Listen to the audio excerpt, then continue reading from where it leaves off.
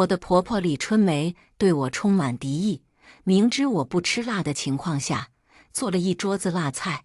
见我不吃，她满脸委屈说：“年龄大了，记忆不好。”晚清是不是生气了？我用洗衣机，她讽刺我浪费电、浪费水，不懂节省。虚心接受婆婆的意见，满足她手洗的想法。转头，婆婆向老公说晚清不尊重我，让我用手给她洗衣服，直到她害我失去孩子。我下定决心和徐清川离婚。离婚后，她不装了，对我冷嘲热讽，真以为自己香饽饽，离了婚的女人可没人要。我淡定地回怼，最起码我没有给别人养儿子的习惯。最后，她成功地让自己获得3年小黑屋。结婚前，为了避免婆媳矛盾，提前和徐清川商量与公婆分开住。徐清川同意了。婚后1年，某天晚上，徐清川话里话外都在说婆婆想搬过来同住。我心中有些不悦，明明结婚前说好了，这才过了多久，便按捺不住。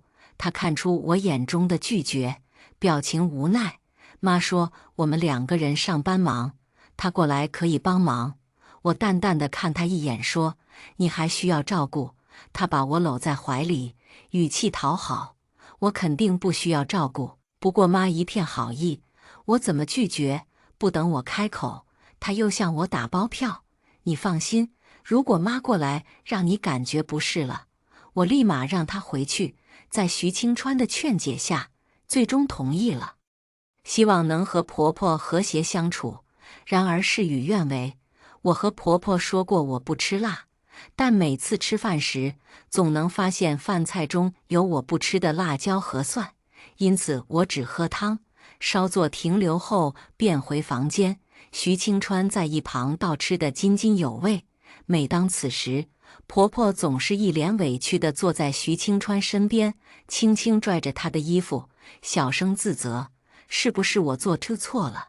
都是我年龄大了不中用了，做的饭菜你们都看不上。”徐清川连忙搂住婆婆安抚：“没事的妈，晚清只是不吃辣而已。”这话一出，婆婆吓得站起身来，有些局促不安，好似我平时对她多凶一样。都是我不好了，年龄大了不中用，什么也记不住。徐清川一副大孝子的模样，手放在她的肩膀，示意婆婆坐下。“没有妈，你想多了。”回到房间，又宽慰我说：“妈年龄大了，你多担待点呢。”我想着可能婆婆年龄大，记忆力减退，才导致这些小插曲的发生，就没放在心上。没过多久，类似的事情再次上演。我拿起一堆衣物去洗，婆婆像往常一样假意关心地道：“我来洗吧。”我余光瞥了眼，丝毫未动的婆婆说：“没事妈。”用洗衣机很快的，婆婆的笑容霎时没了，面露不悦，阴阳怪气道：“哎呀，要不说你们小年轻会享受，一点不懂得节省。我们那时候可都是手洗的。可没你们这么娇贵，要是我可舍不得用洗衣机，又费水又费电，就这几件衣服，一会就洗完了。”思考片刻，我把这些衣服递到婆婆怀里，一脸真诚地看着她：“那谢谢妈了。”我想了想，妈说得很对，只是我上班来不及，就麻烦妈了。然后拿包关门，一气呵成。等婆婆反应过来，我已经离开了。不理解洗个衣服而已，能用多少电，浪费多少钱，虽不理解，但我尊重。可下午接到老公的电话，刚接通，那头传来徐清川责备的声音：“你不体谅妈就算了，怎么还让妈给你洗衣服？直接丢洗衣机不就行了？”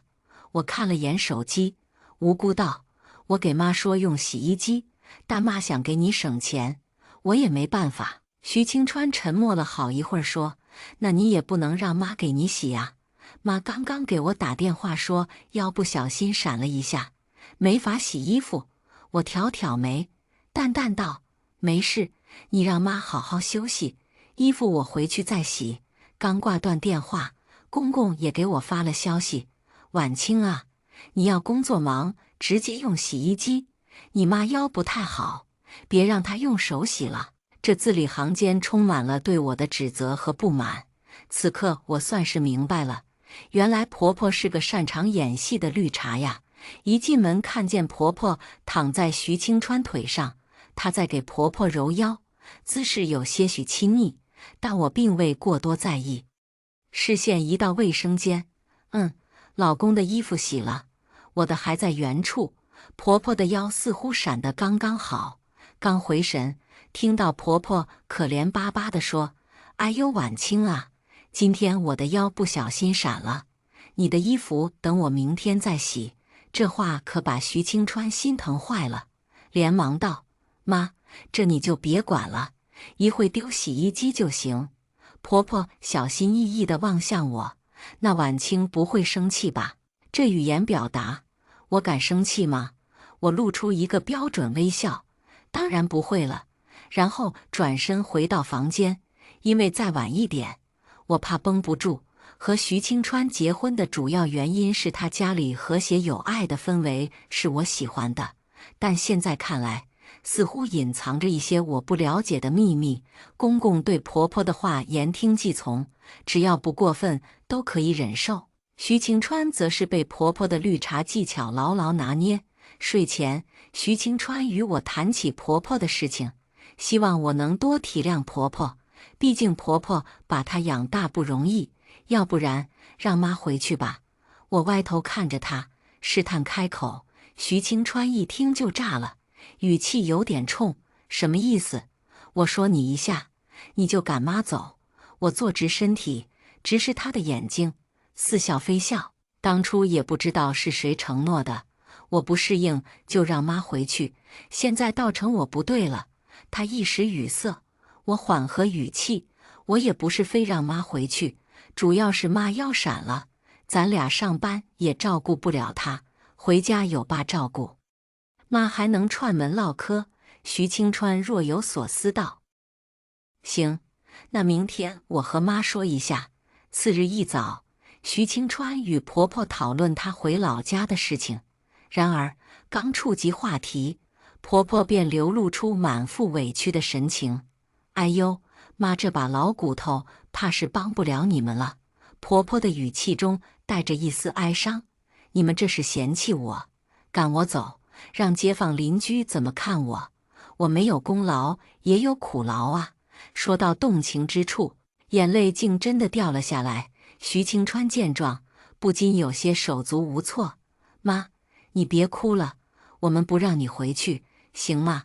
徐清川试图安抚婆婆的情绪，婆婆却又转换态度：“婉清要实在不愿意，我回去便是，只要你们别因为这生气。”经过刚才的插曲，徐清川哪还敢说让她回去，捏了捏眉心：“不用了，我去和她说。”我在房间里听得一清二楚，婆婆的演技让我自叹不如，不过这个结果也在我的预料之中。现在回去，免不了被街坊邻居议论，与其被邻居道闲话，当然是在这里舒服。看到徐清川进来，我主动开口：“我知道，你不用再说了，我已经看清局势，不再抱有任何期待。”徐清川略显尴尬地笑了笑：“那什么，起来吃早饭了？”他试图转移话题，但气氛明显有些凝重。接下来的几天，家里算是暂时恢复了平静。我告诉自己，只要他不搞出太大的动作，我都可以忍受。然而，我错了。一天晚上，我在客厅看电视，老公在洗澡。没一会儿，看到婆婆径直走向卫生间，我连忙出声提醒：“妈，清川还在里面洗澡呢。”婆婆直接推门进去，一边还满不在乎地说：“没事，清川不介意，我又不是外人。”她动作流畅，似乎完全没有意识到有什么不妥。我双眼瞪大，眼中是难以言喻的惊愕。面对婆婆这种不拘小节的举止，我不禁回想他们之前是否有这样的举动。婉清，别这么小心眼，他是我儿子。婆婆的语气带着一种特有的宽容和理所当然，水流声渐渐消失，取而代之的是窸窣的穿衣声。徐清川已经洗完澡了，他一出来，我便拉他进入房间，想要和他聊这个问题。让我感到失望的是，这件事情在他看来再正常不过，还以还有玻璃隔着的理由来解释，甚至认为我借此发挥，想赶走婆婆。就在我们争吵时，婆婆的声音从客厅传来，打断了我们的对话。清川，去我房间把我换洗的衣物拿来。本以为婆婆不顾老公在洗澡就进去，已经够我震惊的，没想到婆婆的换洗衣物竟然还让徐清川去拿，这在我看来是极其不正常的。难道他们不知道儿大必母这个道理吗？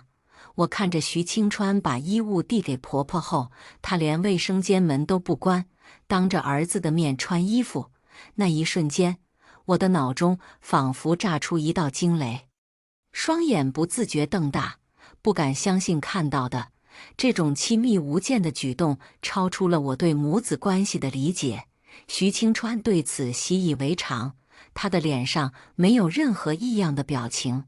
我尽量让自己的语气平和。你和妈是不是过于亲近了？我不是反对你和妈亲近，但你们的行为超出了正常的母子相处界限。我觉得很正常啊。徐清川不以为然地回答：妈把我养这么大，自然和我亲近。他的语气中透露出一种理所当然的态度。我摇摇头，感到无法和他沟通。他一边拿毛巾擦头发，一边说：我觉得你有点过于敏感了。过于敏感？我冷笑了一声，或许是我太敏感了，但是这样的行为已经超越了正常的母子相处界限。难道你一点都没感觉到吗？他眉毛微皱，似乎没有想到我的情绪会如此激动。我们家一直都这样，没觉得有什么不妥。我感到一阵无力，心中涌起一股难以言喻的悲凉，脑海中回想婆婆刚来时，她和老公的相处方式确实有些许亲近。只是徐清川曾说过，她是家里的独子，从小身体就不太好，公公婆婆对她非常宠溺，尤其是婆婆，更是无微不至地照顾她。我下意识地把那些亲近举动归为感情深厚，然而现在我才发现，这背后隐藏着更深的问题。每当徐清川对我表现出关心和爱护时，婆婆总在不经意间流露出不悦的神情。原来她在徐清川面前装作一副无辜样子的绿茶行为，是在提防我抢走她的儿子。我深感困惑。难道他不明白，徐清川已经是一个独立的成年人了吗？这次争吵后，我和徐清川之间的关系变得有些微妙。几天后的结婚纪念日，徐清川试图通过请我吃饭、看电影来缓解气氛。我不想一直僵持下去，决定顺着台阶下去。然而我们刚到餐厅，婆婆的电话如约而至：清川，你们中午不回来吃饭吗？是不是嫌弃我，就把我一个人丢在家里？他在电话里自怨自艾。徐清川连忙说：妈，我们晚上就回去。随后又安抚了我几句。我没说话，自顾自地点了餐。我想婆婆在家里应该气得跳脚了吧。下午准备看电影时，电话再次响起。徐清川挂完电话后一脸焦急。妈说她在卫生间崴脚了，可能有点严重，得赶紧送她去医院。我不禁感叹婆婆的演技，不惜受伤也要让她回家。在等她开车时，我余光看见公公和一个女人手挽手走进电影院，正想确认时，徐清川喊我上车，就没来得及确认。等我抬头看向前方时，已经到了医院。经过一番检查后，医生说只是轻微擦伤，并无大碍。然而婆婆却在一旁不停地喊疼，徐清川则一脸紧张地望着医生。医生扶了扶眼镜，抬头看了眼婆婆的表演，轻声说：“可能是心理问题。”这句话让我不禁冷笑。连医生都看出婆婆是装的，偏偏老公毫无察觉。回家后，老公的注意力全在婆婆身上，尽管医生已经明确表示她并无大碍，不经意抬头对上婆婆的眼神，她好似在说，在徐清川心里，她比我重要。一直到婆婆睡着，她才回来。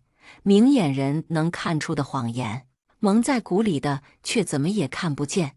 她似乎没有注意到我情绪的变化，而我却已经默默地做了决定。我预感，如果再这样下去，我们最终也逃不过离婚。既然如此，不如趁早决定。我像平常聊天一样，缓缓开口：“离婚吧。”话音落下，空气仿佛冻结了，寂静无声。只能听到彼此的心跳声和窗外沙沙的风声，以及手机哐当掉落的声音。徐清川惊愕地坐起身来，看着我，仿佛不敢相信自己的耳朵，犹豫沉默许久，声音有些沙哑：“为什么？”我淡淡的回答：“到现在你还没有意识到问题吗？难道就因为妈做了你不爱吃的，她没给你洗衣服？我帮妈拿我衣服以及装崴脚，没让我们看电影吗？”他冷声质问。我深吸了一口气，回答道：“所以你只看到了这些，是不是到现在你还认为我在针对你妈？”他情绪有些激动：“难道不是吗？就为了这点小事要离婚？妈年龄大不容易，我们作为子女不应该多体谅吗？而且我是他儿子，帮他干什么不应该吗？”她的话语中充满了对婆婆的维护和对我的指责。我看着她理直气壮的嘴脸，嘴角勾起一抹冷笑。她不容易是我造成的，我嫁到你家2年不到的时间，凭什么你妈的不容易要我来承担？我占了你们家很大的便宜吗？我继续说道：“我来你家不是当受气包的，更不是来衬托你妈和你感情深厚的不分彼此的。”我的语气中充满了坚决和果断。徐清川被我的态度吓住了，他慌忙地移开视线，说：“先休息 ，2， 明天再说吧。”甚至忘记了捡起地上的手机。可上天好像不想我这么轻易脱离苦海。等我醒来时，徐清川已经出门了。也许他是刻意避开我，也许想逃避离婚这个敏感话题。最近我胃部不舒服，心里有种不好的预感。当拿到报告单的那一刻，不禁苦笑起来。我已经怀孕快2个月了，这个孩子来的真不是时候，让我离婚的决心产生了动摇。难道要让孩子还没出生就失去父亲吗？可继续在这个家生活，我好像也做不到。我在人生的十字路口徘徊，不知道该选择哪个方向。在我心情复杂之际，我选择先回自己家。路上，我向公司递交辞职信。我近期的状态不适合工作。爸妈看到我回来，脸上露出了喜悦的表情。结婚后，回家的次数确实少了许多。妈妈连忙准备一桌子我爱吃的菜，爸爸则买了我爱吃的水果。看着爸妈为我忙碌的身影，我的泪不自觉地流了下来。妈妈心疼地拉着我的手，轻声询问：“闺女，是不是受委屈了？”听到妈妈的询问，我犹豫了好久，最终还是把最近发生的事情告诉了他们。爸爸听后，当即愤怒地打电话给徐清川，将他痛骂一顿后挂断了电话。妈妈则安慰我说：“离婚就离婚，孩子看你想法，不管你做哪种决定，我们都支持你。在那边不舒服，先回来住。你的房间我和你爸每周都给你收拾。看，爱你的人第一时间会先考虑你。”徐清川下班后直接来我家。面对我爸妈的责备和我的沉默，他上前紧握住我的手，有些慌乱。看在孩子的面子上，再给我一次机会，我一定改。我妈看着我：“婉清，你要跟他走吗？还是在家住段时间？一时间视线都落在我身上，我深吸了一口气，把手挣脱出来。我想先在家住段时间，不用说也知道这句话是说给谁的。徐清川面露喜色，语气讨好道：“好，你在妈这里住，我每天下班来看你。”不知不觉在家住了2星期了，期间徐清川有很大改变。每天下班后，他确实都来看我，手上总是提着一堆孕期必需品，有宝宝的衣服，我的营养品，还有他细心挑选的各种孕妇必须的小物件。他说自己知道错了，他以后会和婆婆注意分寸。他的语气里透露出真诚，似乎是真的意识到了自己的问题，也可能是即将到来的孩子让他有了改变，终究还是心软了。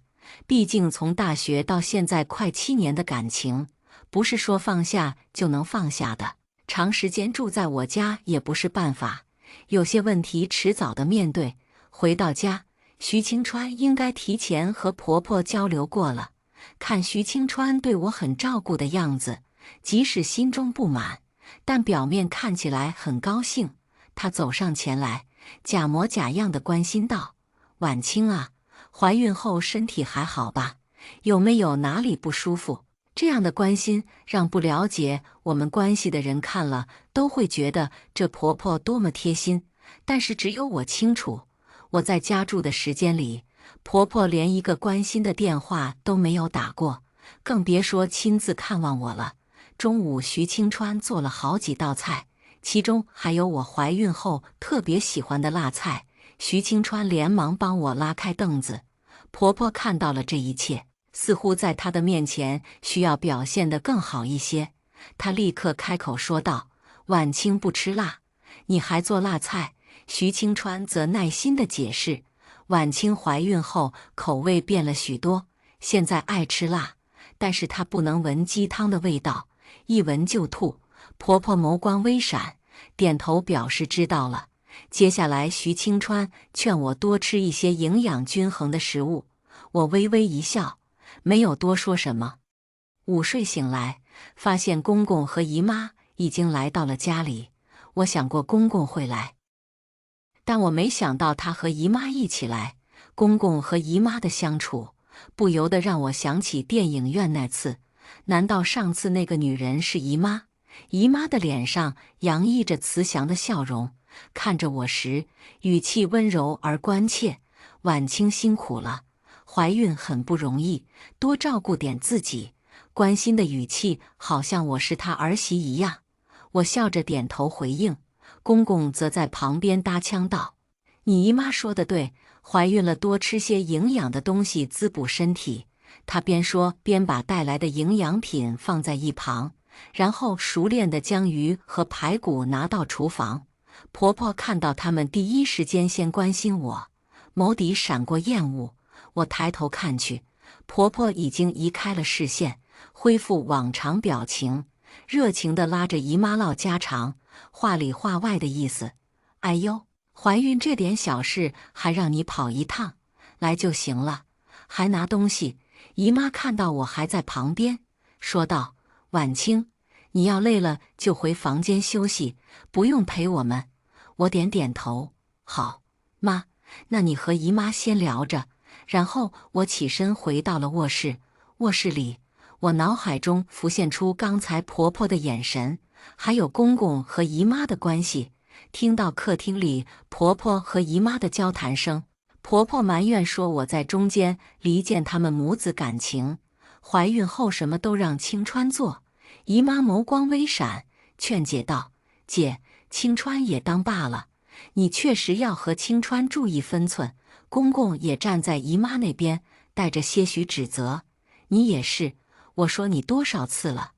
儿子结婚了，就算你让儿子帮你搓背、拿东西，你也背着点儿媳妇啊。”我向客厅看去，正好看到姨妈不着痕迹瞪了公公一眼：“姐，儿子给妈拿内衣物确实不好。”婆婆没看到他们的眼神交流，自顾自说：“他从小到大还是我搓的背呢，那有什么？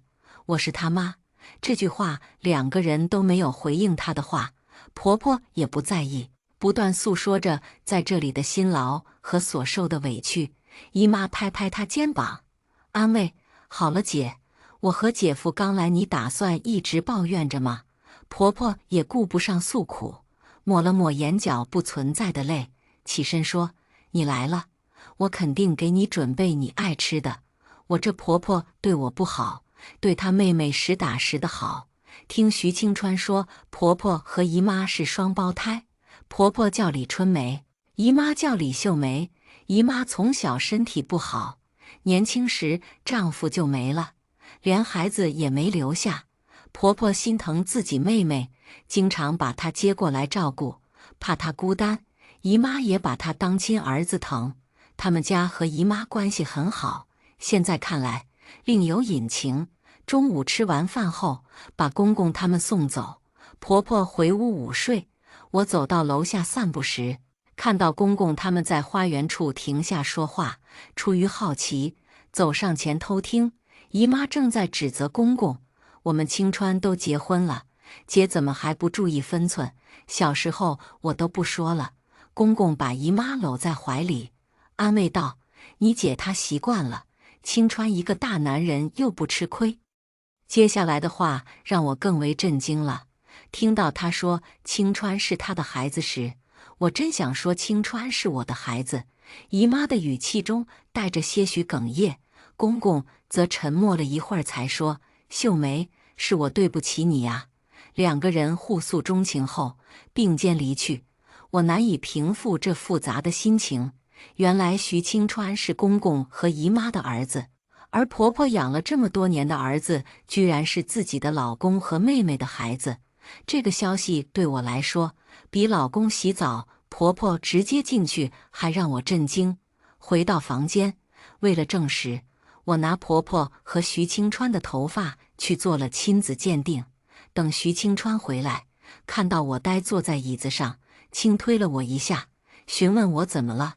我回过神来，轻轻摇了摇头。婆婆在旁边讥讽道：“她能有什么事？在家待着啥事也不干，比我都舒适。”话语间透着阴阳怪气的嘲讽。徐清川微微皱眉，轻拽了一下婆婆的胳膊，试图制止她的刻薄言辞，但是婆婆装作感受不到，继续说：“现在的年轻人就是矫情，我们那时候还要干农活、做家务，哪像她这样。”我直接无视婆婆，说：“好了，我要休息，你们出去吧。”徐清川为避免争吵，把婆婆拉出去，示意她别说了。隐隐约约还能听到婆婆嘟囔着：“你看你娶的媳妇怀个孕，摆的谱真大。”次日中午，徐清川微信告诉我说要加班，下午让婆婆做饭。当时我的心中涌出了一丝不好的预感。当看到桌上的鸡汤时，我就明白了，不由得感叹婆媳果然是天敌。别人我不清楚，但我婆婆是发自内心的见不得我好。我直接选择无视，准备出去吃。然而就在我踏出家门的一刹那，婆婆哎呦一声向我扑来，一股巨大的力量将我猛地推倒在地，摔倒在坚硬的地板上。紧接着一阵疼痛从腹部传来，我瞪大眼睛，惊恐地看着自己的身体。我意识到孩子没了，那一刻时间仿佛被冻结，周围的声音、人们的呼唤都变得模糊不清。等我再次睁开眼时，映入眼帘的是爸妈关切的面孔，他们在身边小声安慰。我摸向平坦的小腹时，心中不禁一痛。平复心情之后，决定做个伤情鉴定。我猜测婆婆是故意的，做好准备，只要找到婆婆推我的证据，我可以为孩子报仇。等做完这一切，低声询问：“徐清川呢？”我妈的愤怒情绪一下子就起来了，气愤地说：“你那婆婆扑向你时，把自己也摔了，我看她就是故意的。徐清川也是。从来医院到现在一直照顾着他妈，全然不顾你。闺女，离婚吧，爸妈能养你。”我爸也在旁边附和：“表示支持我。中途公公和姨妈来看我，被我爸妈赶走了。晚上，徐清川推着婆婆姗姗来迟，那一刻我恍然大悟，有些事情不能再拖了。抬头看向徐清川，再次提出了离婚。这次他没有像上次那样反应激烈，脸上浮现出一丝不耐。江晚清，你又在闹什么？孩子没了，我们也难过，妈又不是故意的，她也摔骨折了。我心中的怒火瞬间爆发，大声质问：我们的孩子没了，是我在闹吗？你妈就是故意的，明明知道我闻鸡汤会吐，她特意煲了鸡汤。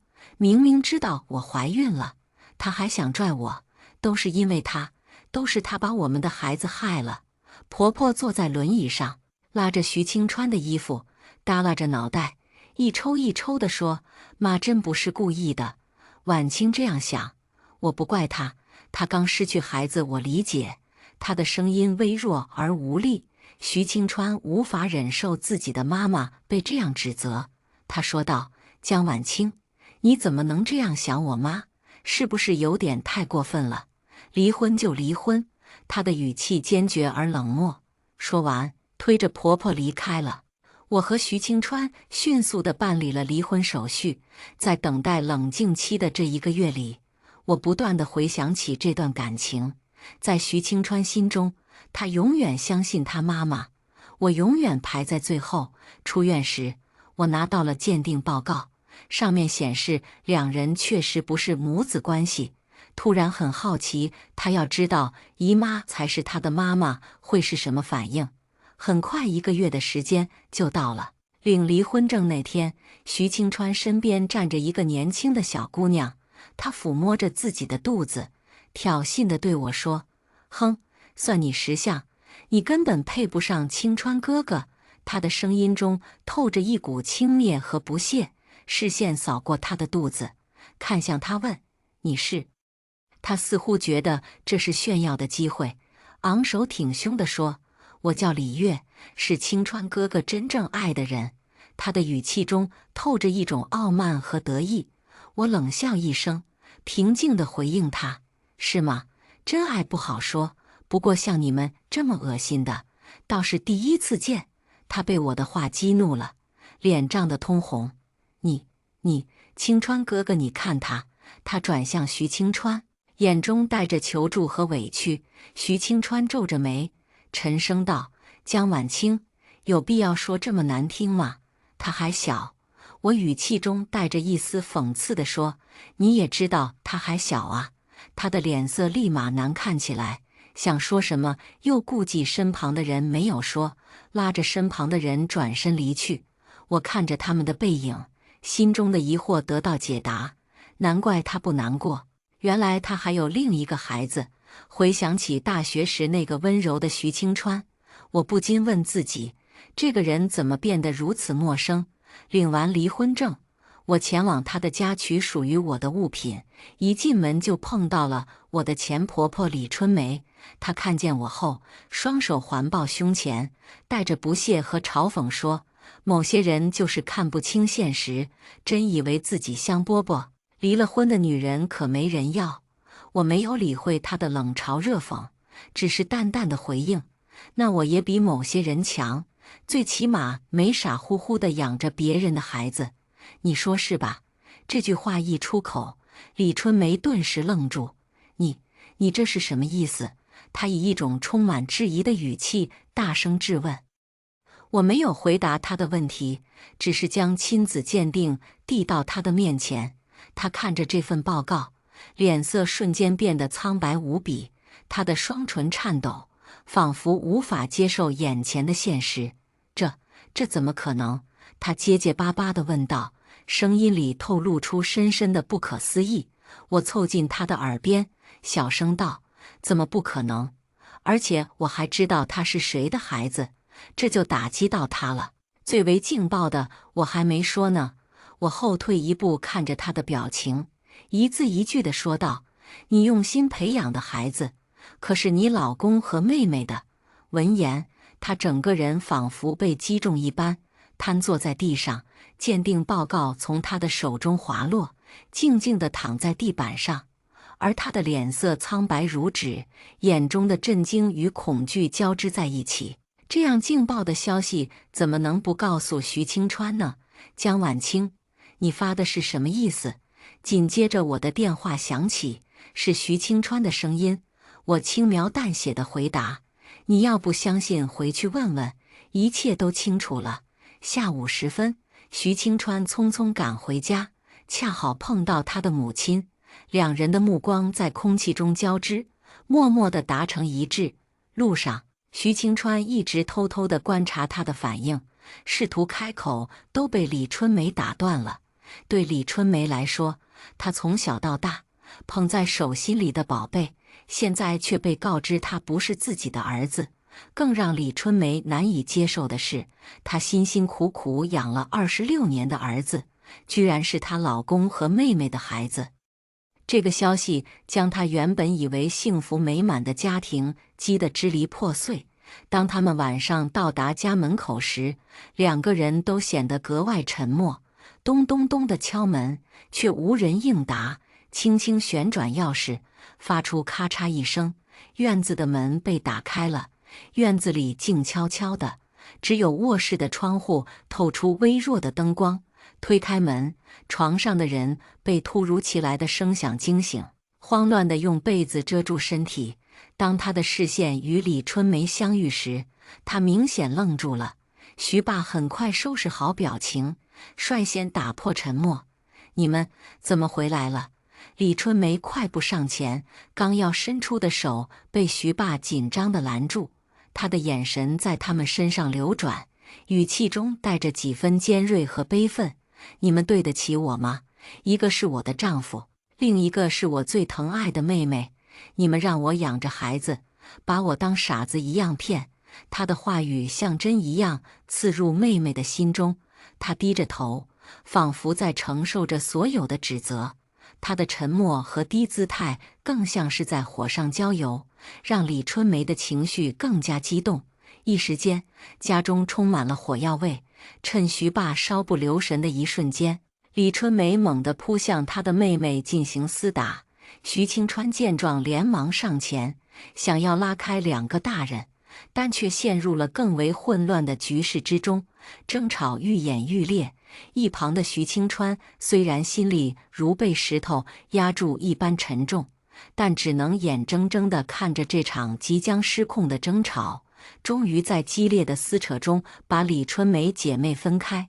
她声音微颤，带着一丝哽咽问道：“这不是真的，对不对？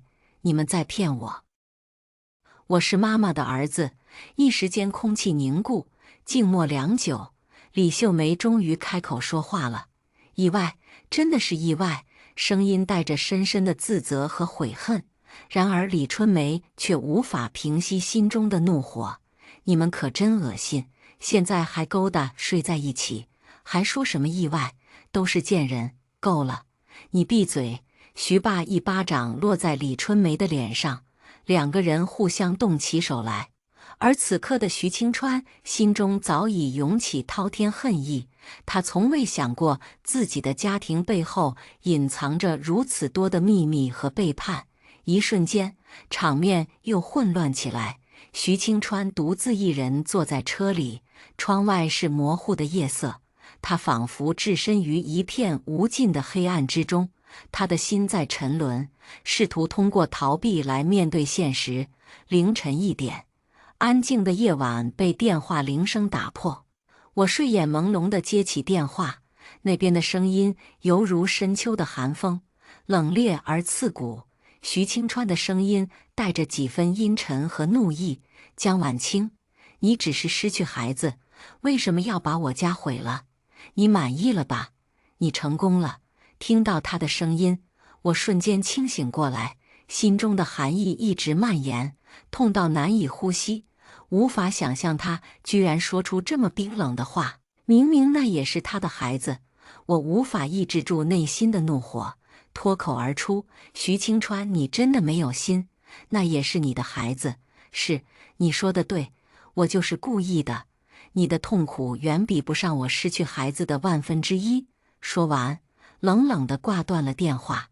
然而，第二天一早，徐清川出现在我家门口，他像一只被激怒的野兽，站在我家门前大声咆哮。刚把他赶走，电话铃声响起，我眉毛蹙起，心中烦闷十足。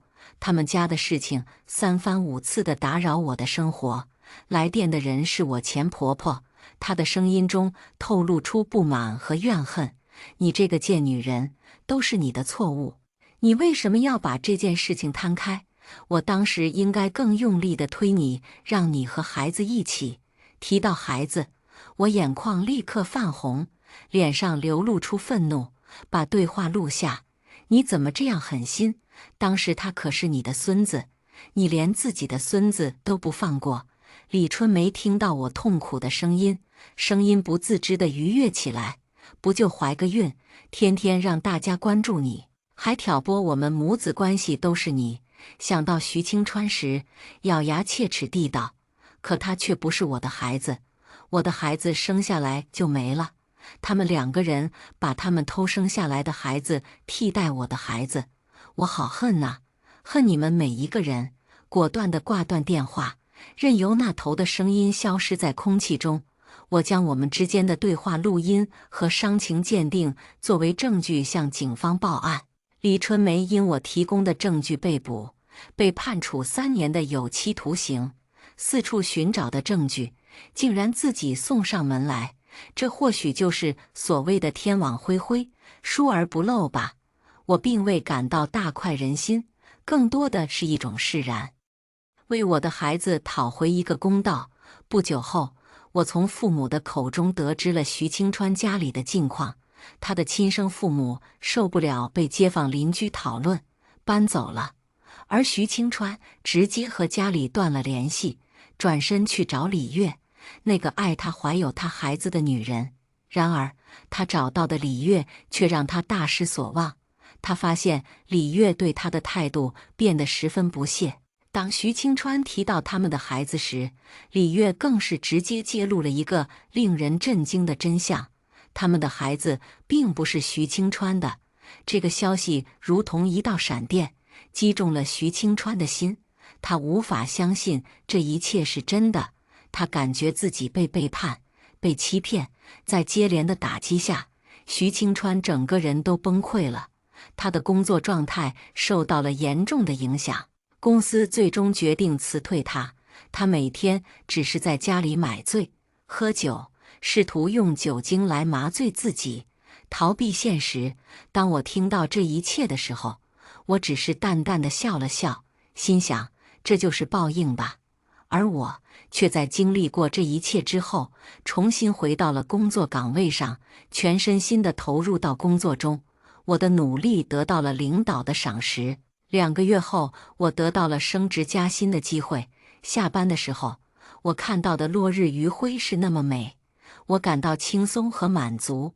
我知道好的生活正在向我招手。接下来，我们来听下一个故事。聚会上，何雨萌用粤语和沈安阳打趣：“你那个甜甜小妹妹呀，你打算玩到什么时候呀？我可告诉你哦，玩归玩，你可不能娶她。你只能娶我。”沈安阳端起酒杯轻蔑地打量我，戏谑道：“那是，他只是消遣，你才是唯一。”他们的粤语说得飞快，就像听粤语歌时只能听懂感情，听不懂歌词。可沈安阳不知道的是，我最近刚学了粤语。我放下酒杯，借口说要去厕所，然后给妈妈发了短信：“妈妈，下周我回家订婚。人人都知道我爱沈安阳，人人都知道沈安阳不爱我。我追了他10年，从15岁到25岁。其实我并非不要脸，只是18岁成人那夜，他吻住了我。思思，入我心者，唯你一个。”他的话在我耳边轰隆隆作响，滚动了10年，但他却不承认。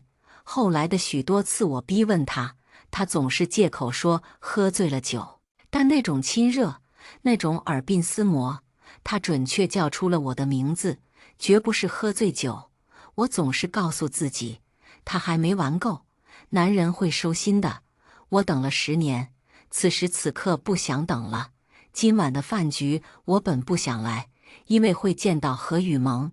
何雨萌是沈安阳的新任女朋友，或者说是大家默认的女朋友。他没有承认过，也没有否认过。但沈安阳一定要我来，他说聚会上有好玩的事，所以好玩的事就是指我吗？何雨萌带头起哄，让我喝10杯酒。思思酒量很好的，大家都知道，别扫兴嘛。如果喝不了10杯，就把酒浇在头上，怎么样？反正你得想办法消灭这些酒，不然就是看不起沈安阳。他打着沈安阳的名头施暴我，沈安阳并没有阻止，他懒洋洋往后靠着，只是扫了我一眼，就继续抚摸何雨萌的头发。我拒绝了，可他们依然灌我酒，灌到最后，何雨萌亲手把酒倒进我的头发，湿漉漉的冰冷酒水滑进我的衣领，也淋透了我的心。安阳，让他们停下，我不喜欢。沈安阳没有动，他从来都不会维护我的。何雨萌捂嘴轻笑着，用温柔的声音教育我：思思，你要知道，能逗安阳开心的人可不多。如果能让安阳今天觉得有趣，也是你的福气。何雨萌趴在沈安阳肩头嘀嘀咕咕，用的是粤语。你打算玩她到什么时候？你说过她只是可有可无的小妹妹，我才是你的爱，不是吗？那我这样你不生气吧？你说过的你会娶我，你只能心疼我一个。沈安阳宠溺道，他只是消遣，你才是唯一。我不生气。他们的粤语说得非常熟练，在旁人听来宛如外语，但我最近也学了粤语，只为让沈安阳满意。我眼泪在眼眶里打转，但我觉得是时候停止这一切。我猛地起身，一把将凳子踢开，离开了包间。何雨萌大惊小怪着：什么坏脾气哦？我给妈妈发了短信，让她替我定下婚事，订婚越快越好。10年，我等得太久了，不该再继续了。我的手机没来得及收回，沈安阳突然出现在我身后，他一把夺走我的手机，冷冷道：结婚？你跟谁结婚？你该不会是告诉我家里人，我要娶你吧？许思思，这样的谎话都能编得出来，你怎么变成这样了？他扔掉我的手机，手机从高楼坠落，摔了个粉碎。手机是我求他送我的生日礼物，外壳上还贴着他和我的合照。沈安阳高傲地注视着我，似乎在等我哭哭啼啼求饶，但我只是盯着手机摔下去的地方，心里想，摔碎挺好的，最起码用不着我自己丢掉了。我要嫁给别人了，确实不应该再留着他的东西。沈安阳带着一群人离去，唯独把我丢下。这次我没有舔着脸跟上他，而是径直去了手机店。我买了新手机，还换了手机号，除了父母和闺蜜，没人知道我换号码。除了手机店，我觉得自己获得了新生的机会。在沈家住了10年，终究是要走的呀。其实何雨萌并不是对我威胁最大的女孩，曾经的傅如诗才是沈安阳的偏爱。傅如诗是校花，也是沈安阳的救命恩人。寒冬腊月，沈安阳半夜在空无一人的马路上骑行。他一向喜欢在僻静处运动。那夜，他被一辆突如其来的大货车刮倒在地，偷偷跟在他身后的我目睹了一切。当我冲过去时，沈安阳已经消失了。那条路是盘山公路，他顺着陡峭的悬崖掉下去了。我不顾安危和寒冷，独自一人下去找他。慌乱间，手机也遗失掉，我没法联系0和20，所以当我看到浑身是血的沈安阳，只能自己先救他。我把他背起来，一点点往上爬，但他太重了，他压得我几乎窒息。这是安阳哥哥，我一定要救他。我不能没有他，他也不能没有我。我不知道自己是怎么把他拖上去的，只记得最后我的双手全部被石头擦得破裂开，双脚的鞋子也磨烂了。他昏迷不醒，浑身发抖，手臂还在大出血。我脱掉外套裹住他，又用自己的长石捆扎了手臂上止血的地方，防止血液一直流出。我背着他走向医院，一路上都没遇到人。最后，我碰到了傅如诗爸爸的车，我拜托傅如诗把沈安阳送到医院，然后去骑沈安阳的自行车。自行车是他最喜欢的生日礼物，失去他他会不开心。可后来，傅如诗成了沈安阳的救命恩人。傅如诗说是他把沈安阳从悬崖下背上去的，是他帮沈安阳及时止血，才没酿成大错。我解释过，但沈安阳从来不信。你那么瘦，能背得动我？明明是如诗爸爸帮忙的，不信就不信吧。一次又一次，我真的累了，但他终究还是跟傅如诗分开了，因为傅如诗出了国。他把错全都归咎于我身上。如果不是你成天围着我嗡嗡叫，如诗也不会放弃我选择出国。都怪你，是你的存在让如诗觉得他不是我的唯一。你能不能离我远点？那次是我第一次离开他，虽然住在一栋房子里，但我整整3天没跟他说话，直到他深夜摸进我的房间吻了我，再一次的，没经过我的同意，吻了我。我以为傅如诗走了，他想通了，我以为我终于守得云开见月明，但次日他又翻脸不认人，那只是我做梦认错了人。我以为我亲的是如诗，许思思，要怪就怪你自己睡觉不锁门，不要以为一个吻我就得对你负责，你还不够格，只是一个吻吗？每次都是这样，他说什么就是什么，他要怎么样我就得顺从。他身边的女孩换了又换，我却没有任何姓名的陪在他身边。每次在我要放弃后，就又给我希望。夜里的他和白天的他像是完全变了一个人。他喊我思思，那么深情缱绻。他认错了人，难道连名字都能喊错吗？想到这些，我微微笑了笑。都过去了，不是吗？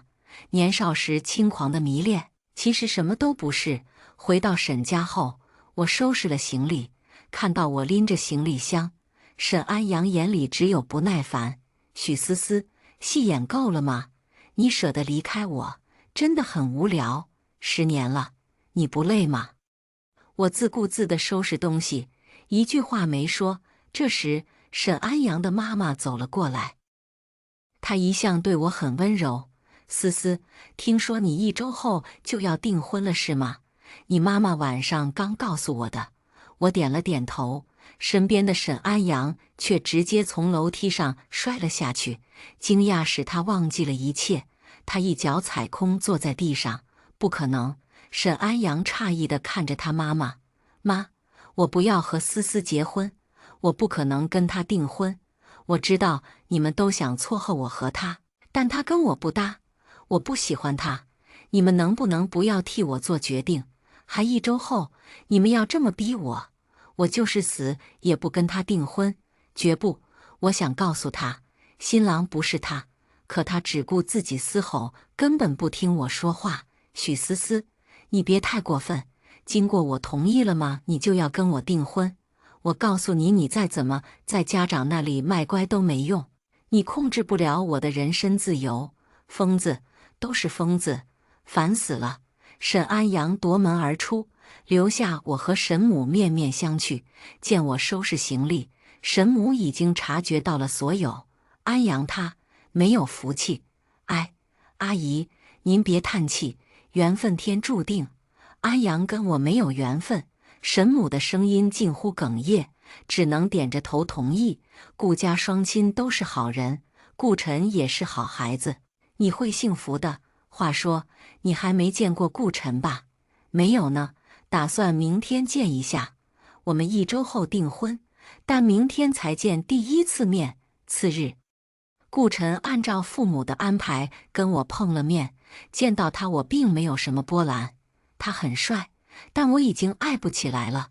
我的爱情似乎放在沈安阳那里拿不回来了。即使我已经不再打算爱沈安阳，可我的感情也丢了。许小姐你好，我是顾晨。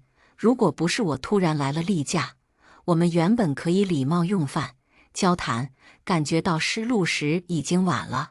我坐在凳子上扭来扭去，被顾晨发现了异样。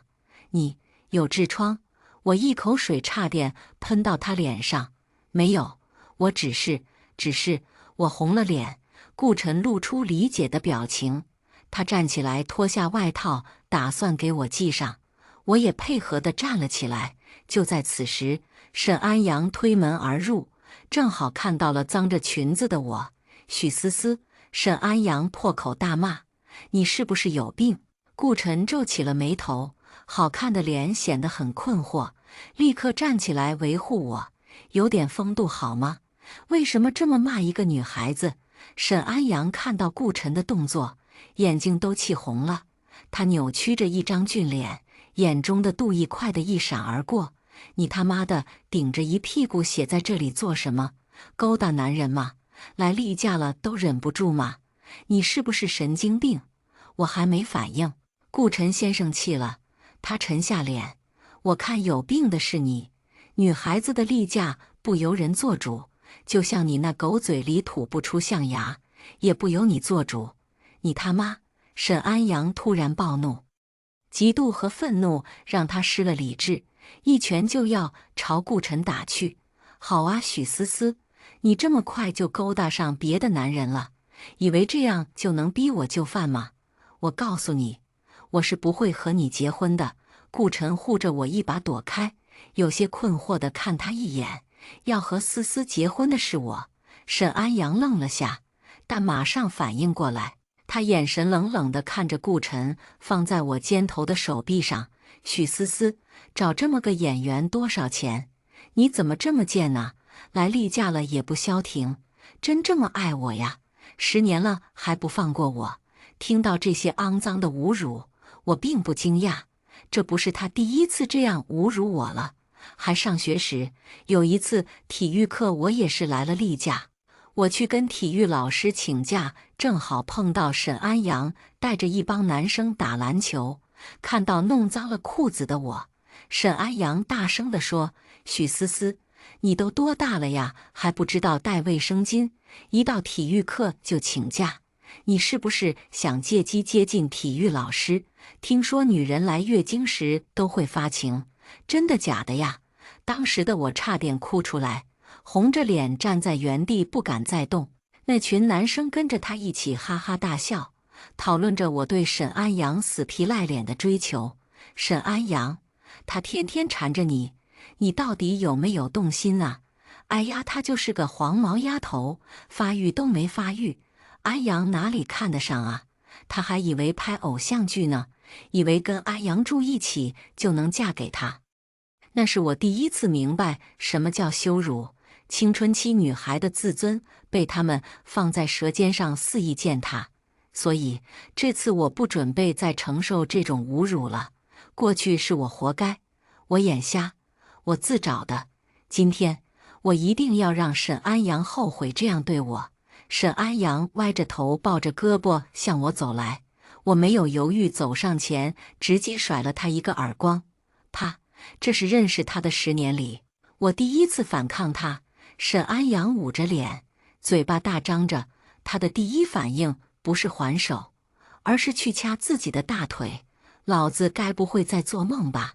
确定不是梦后，沈安阳的怒气逐渐涌了上来。你打我，许思思，你打我，我是沈安阳，你打我。揉了揉手，我再次甩了上去。啪！沈安阳，我打的就是你，明白吗？说完，我拉着顾晨就走。沈安阳看到顾晨后，就像一头公狮子看到另一头公狮子，他下意识地建起了防备。你是谁？他口气里没有半分愉悦。他是谁？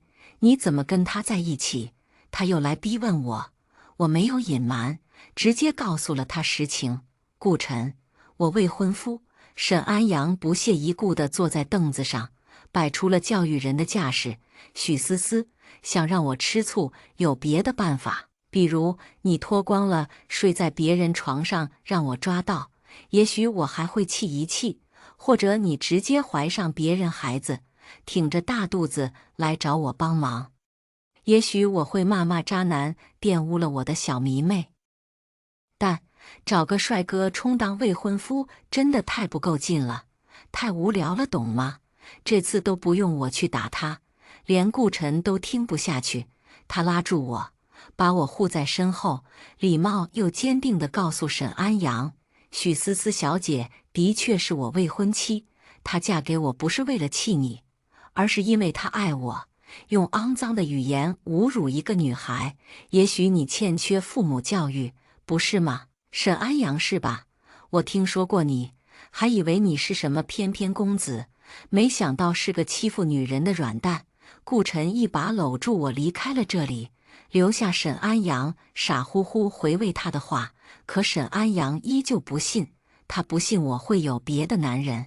半夜，他再次闯进我的房间，没等我用被子盖住自己，他直接扑了过来。许思思，你到底要做什么？他的声音压得很低很低，在我耳边听起来犹如鬼魅。找了一个公子哥气我，是吗？你还真会玩呢，长大了，学坏了是吗？懂得玩手段了是吗？欲擒故纵这招是谁教你的？可笑吗？我都确定订婚对象了，他还停在故事的上一章。我一把掀开被子，只穿着内衣站在他面前，他的喉咙紧了紧，眼神落在我身上，却不敢直接看。想看吗？想看就看看吧，以后没机会了。我说了，顾晨是我未婚夫，如果不信，可以去问你爸妈。现在就去。他果然去了，他差点把楼梯给踩断。我听到他在客厅里大吼大叫着质问为什么没人告诉他这件事，但他早就知道了呀。刚开始他就看到了手机上我要订婚的事情，是他自己沉浸过去，以为故事还在继续。我锁上门沉沉睡去了，我完全懒得搭理他的幼稚和情绪。顾晨那种人才值得我去了解，去喜欢。不知道睡到了几点，当阳光透过窗帘洒进来时，我听到有人在疯狂砸我的门，不是沈安阳，是何雨萌。我开门后，他几乎是哆嗦着走进来的，他浑身湿透，泪流满面。你有事吗？我冷漠问他。我忘不掉他对我的欺负，所以对他没有丝毫怜悯。他看上去很害怕，整个人都在发抖。他拉住我的手，扑通一声就跪了下来。我瞬间抽出手，然后跳开了。我可不想跟他有任何瓜葛纠缠。许思思，你先别抗拒我，听我说，傅如诗回来了。那个贱女人，她居然要报复我。她扬言，凡是在她出国期间靠近沈安阳的女人都要被清算，不光有我，还有你。那又怎么样？沈安阳从没承认过我是他的谁，而且我要嫁人了。傅如诗就是再混蛋也不会搭理我。傅如诗冲到我家里，把我泼了个浑身透湿。许思思，你不怕他，只有你不怕他，你快去跟他斗啊！呵，原来是想拉让我去做垫背的，我他妈又不是真傻。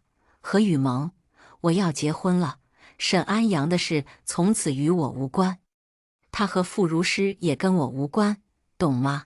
何雨萌还在发抖，但我能看出来，他竭尽全力想让自己笑出声。别逗了，你会结婚，你会嫁给别人，搞笑呢？全世界都知道你爱沈安阳，爱得死去活来，骗谁呢？沈安阳一直没说过我是他女朋友，就这样你都能吃醋到发疯？你会愿意嫁给别人？许思思，欲擒故纵这招太老土了，对沈安阳没用的，懂不懂啊？傅如诗一旦得势，你就真的再也得不到沈安阳了，那可是他的救命恩人白月光，你就不怕傅如诗吗？怕呀，我从前怕过呀。她漂亮、优秀、招人喜欢，多才多艺。她让沈安阳真的以为她是恩人。这么多 buff 叠在一起，从前的我真的很怕。我最怕的就是沈安阳真的会娶她。但现在我不怕了，所以我不在乎了。不怕，就算她真嫁给沈安阳，我会祝福他们。你说什么？沈安阳一脚踹开门。我还是不信你和那个顾晨的事，哪怕所有人都这样告诉我。沈安阳的语气带着恳求，还有些压抑。原来傅如诗没有回来，何雨萌也没有被欺负，一切都是沈安阳的戏码。他只想知道我是否还会介意傅如诗，所以他在门外偷听，希望听到我说在意，希望我会如临大敌。但我让他失望了。何雨萌，滚出去！何雨萌不敢忤逆他，低头走了出去。怨恨的目光差点把我钉在墙上。沈安阳从口袋里掏出了一枚戒指，粉色的，铺满了闪粉。这是你送我的，你说希望有一天我能给你戴上，你不记得了？你能不能不要闹了？我现在就给你戴上，以后不要和顾晨来往了。说着，沈安阳就去拉我的手。电光火石间，我心里酸酸的，不是没有幻想，不是不想跟他拉手，但真的不应该了。我垂下手不让他碰，笑着告诉他那些都是年少无知的笑话。还有，我送你的音响该还回来了，那是我父亲最喜欢的东西，是他生前和妈妈的定情信物。我想不应该再放在你那里，我要拿给顾晨。沈安阳捏着戒指，戒指深深陷进了他的肉里，可他还是嘴硬。我不相信你会嫁给别人，所以音响不会还。你爱了我10年，这样的爱不会一夜之间消失，我不会信的。沈安阳把戒指放进口袋，固执地说以后会给我戴上。他转身时，我突然想再问他一次，问问他是不是喜欢过我，问问他是不是爱在心里口难开。看着那日日夜夜让我牵挂的身影，我还是发抖。我不自然地向他倾斜，心砰砰疯狂跳动，但我在最后1秒钟控制住了身体。不该，我不需要他的喜欢了。10年，他有很多机会告诉我他的想法。如果他真喜欢，我早就承认了。从前我捧着那枚戒指时有多期待，现在就有多死心。这几秒钟的身体倾斜，是我对10年期待画上的句号。从此再也不会了，因为我就要离开了。沈安阳依然我行我素，不把我的离开当回事。他果断告诉朋友，我是受了刺激在吃醋，过几天就好了。到时候他还会跟在我屁股后面跑来跑去的。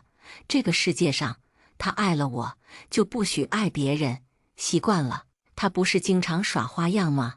这次也一样，做戏罢了。只是不明白，怎么这次连长辈都骗，年龄越大越顽劣。这些话是他在我带着行李箱离开时说的。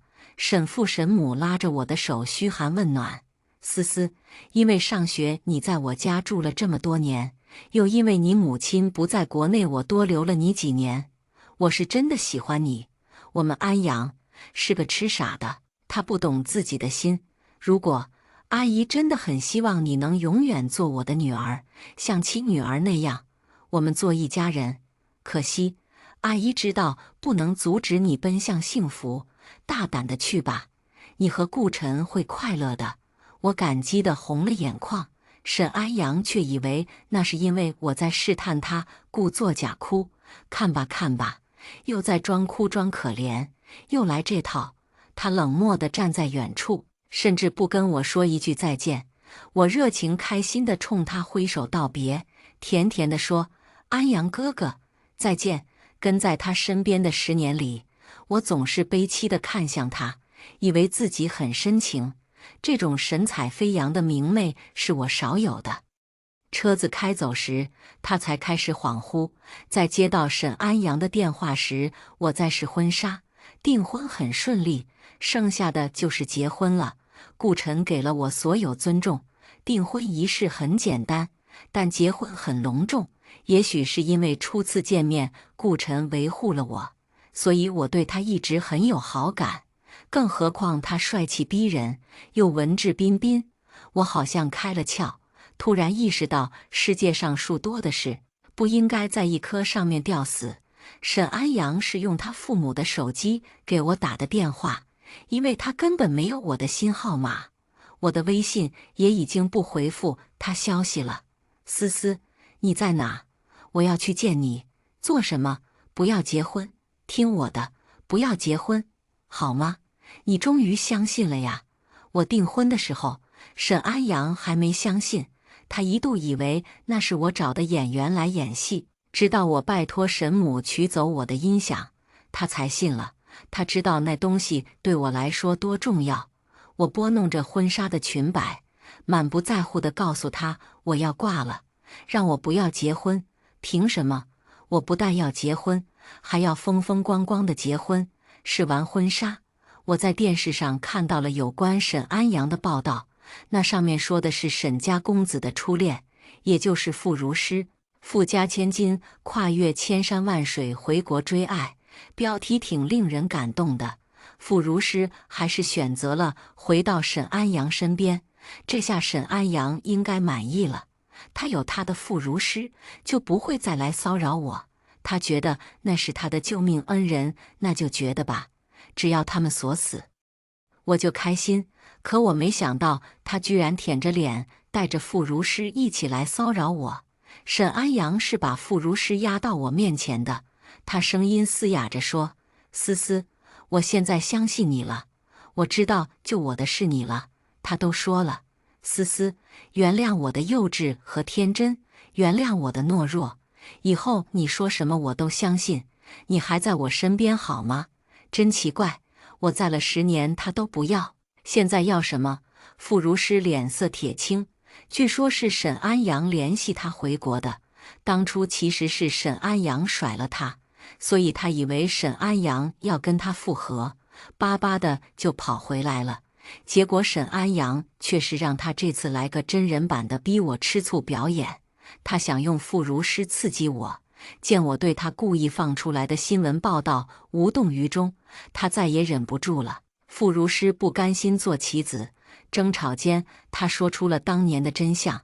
他说沈安阳不配得到我，永远都不会被我原谅。沈安阳彻底怒了，也彻底看清了，迟来的深情比草都贱，迟来的道歉比泥还烂。沈安阳捧住我的脸，一字一句告诉我，曾经那2个吻都是真的，他不是喝醉，也不是做梦，而是真真切切想吻我，因为他忍不住在意我。我不知道那是什么感情，如今我知道了，那是爱，那是喜欢，是年少时不肯承认的酸涩感情。我怕被别人嘲笑，我不想听到别人开玩笑说我家里有个童养媳，我别扭，看不透，我没法面对自己的心。我习惯了欺负你，竟然学不会去对你好。思思，从前我们都不成熟，以后我们重新来过，好吗？沈安阳的脸慢慢靠近，越过他的脸，我看到了顾晨的身影，阳光洒在他身上是那样的温暖。我需要的是温暖，不是迟来的愧疚。可顾晨转身离开了，我推开沈安阳，连忙去追顾晨。在他下楼之前，我拉住了他的手。其实我早就知道你们的事情，世家公子圈就这么大，人人都说许思思爱沈安阳爱到骨子里，我怎会没听说过呢？我只是不信，那样可爱活泼的你会执迷不悟。我觉得你总会看清的，知道结婚对象是你，我很开心，但我尊重你的选择。我已经选择过了，我早就放弃了沈安阳，而且我现在明白了，是他配不上我，他的犹豫，他的遮掩，他的别扭，都配不上我的光明磊落。我抱住顾晨，这是第一次我主动靠近他，我抱得那么紧，恨不得把他揉进我的生命里，从什么时候开始，我已经这么渴望顾晨？也许是从第一次见面，他帮我教训沈安阳；也许是因为他无条件尊重我；也许是那次下雨，他只顾给我撑伞；也许是他亲手缝制了结婚头纱，还偷偷瞒着不告诉我。这个男人才是值得我去爱的呀！我遇到他很晚很晚，但我有一生的时间去珍惜。我抱着他，这样的姿势刺痛了沈安阳。沈安阳举起拳头挥舞着，要把顾晨推下楼梯。顾晨也不示弱，他的肌肉不比沈安阳的小。沈安阳没有占上风，他离开时嘴角带着血，眼睛里透着戾气。我了解他，他这辈子都不会服软，也绝不会吃亏。他的个性实在太自我了。不出3日，对顾晨的报复就来了。我和顾晨结婚前一天，沈安阳再次给我发来微信：“我给你时间考虑，回到从前，还是固执错下去。我不求你立刻嫁给我，也不求你立刻原谅我，我只希望你不要跟他仓促结婚，你留点时间给我们，好吗？错过的10年不算什么，我会弥补。我们不要错过终生，行不行？”不，错过的10年对沈安阳来说的确不算什么，但对我来说，那是实打实的屈辱和伤害。他口口声声说看清了自己的心，却根本没去思考我的感受。如果你不肯停下结婚的事，我会让你们停下来。顾家也不是什么动不了的。我心惊肉跳地看完了沈安阳的消息，然后拿给了顾晨。顾晨只是淡定从容笑了笑，他还着我安慰：“沈安阳那个人只是骄横跋扈，并不坏，他不会做什么极端的事情，你不要怕。”可是沈安阳也不是什么心胸宽阔的大方人，他既然提到顾家，就一定会动手。见我的眉头紧锁，顾晨突然低头亲了亲我的眉心，触电般的感觉让我挣脱了他的胳膊。我感到难为情，羞涩的恋爱感觉，沈安阳从没给过我。我在他身边总是爱得狼狈，和顾晨在一起，我才是正常的少女心。顾晨抬起我的脸，继续说：“你知道吗？你看风景的时候，别人也在看你。沈安阳是你的风景，我就是那个别人。无数次的家族聚会上，你总跟在他身边，丝毫不搭理其他人。你从没注意到我的目光。好不容易等到了你，我不会让他破坏我们的婚礼。放心，他的吻那么温柔，和沈安阳霸道固执的侵占一点也不一样。密密麻麻的温热覆盖在我唇上，安抚了我的担忧。婚礼前，我在更衣室里换婚纱，妈妈跟在我身边，她把项链戴在我脖子上，露出了欣慰的笑容。我的思思宝贝真漂亮，妈妈盼了这么多年，终于盼来了我的思思迈入人生下一旅程。哎呀，妈妈，别这么矫情！看着镜子中明艳动人的自己，我红了脸。沈安阳就是这时候闯进来的，他一把推开门，一如他无数次闯进我的房间。他永远不懂得什么叫尊重。沈安阳浑身散发着戾气，看到我的那一刻，他愣了神。他在爱慕，在向往，在动心。思思，跟我走。妈妈见状，已经了解全部剧情，她先站起来离开了房间。就算我阻止，赶你走，想来你也不会死心。都是成年人，不如你们把事情讲清楚。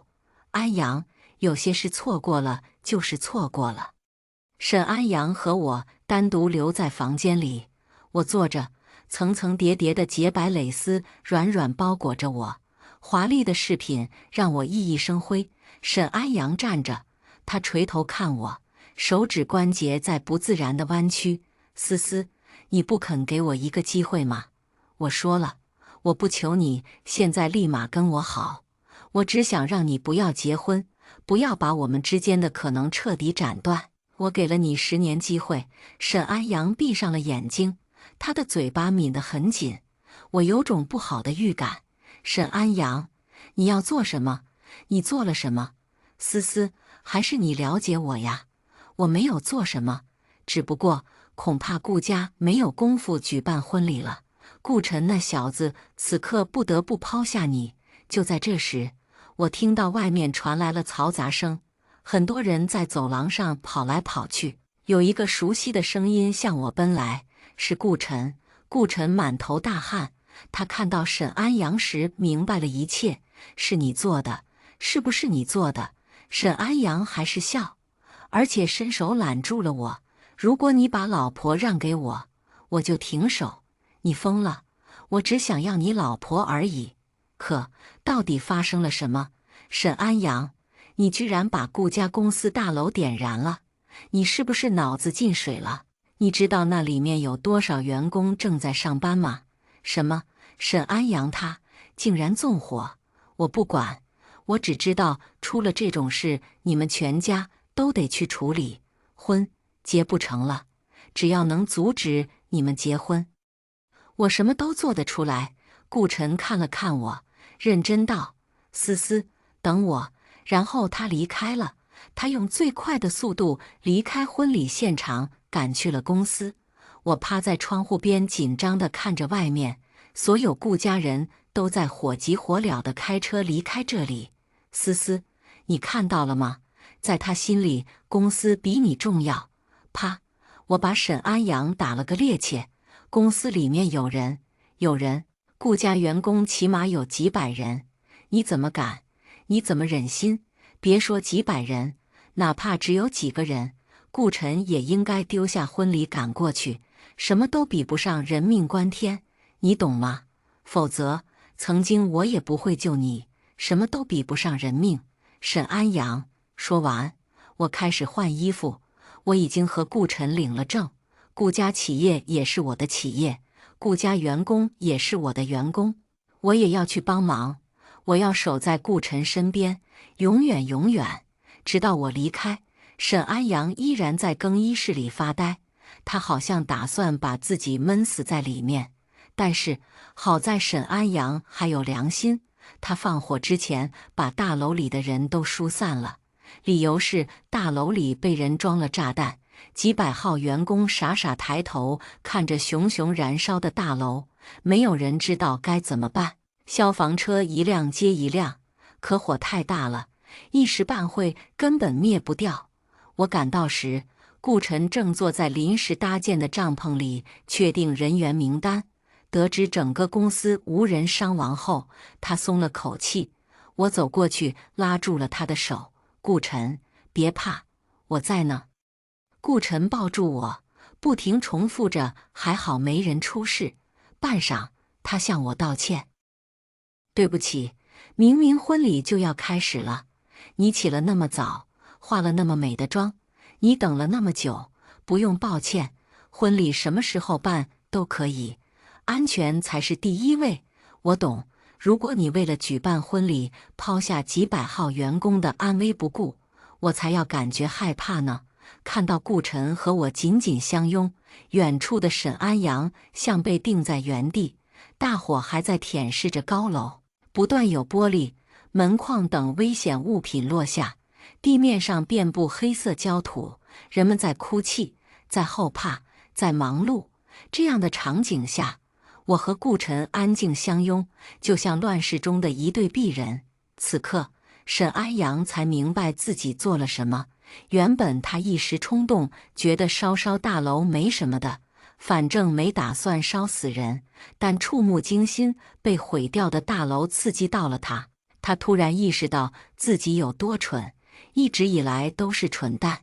沈安阳最终承担了责任，沈家赔了巨额钱财，又亲自押送沈安阳去顾家道歉。最后，沈安阳被沈父安排去了国外静心。他只会惹事，只会让你伤心。出去会比较好，出去历练历练，他才明白这世界上不是所有人都要围着他转。沈安阳离开那天，我没有去送行，毕竟我们已经几乎断联。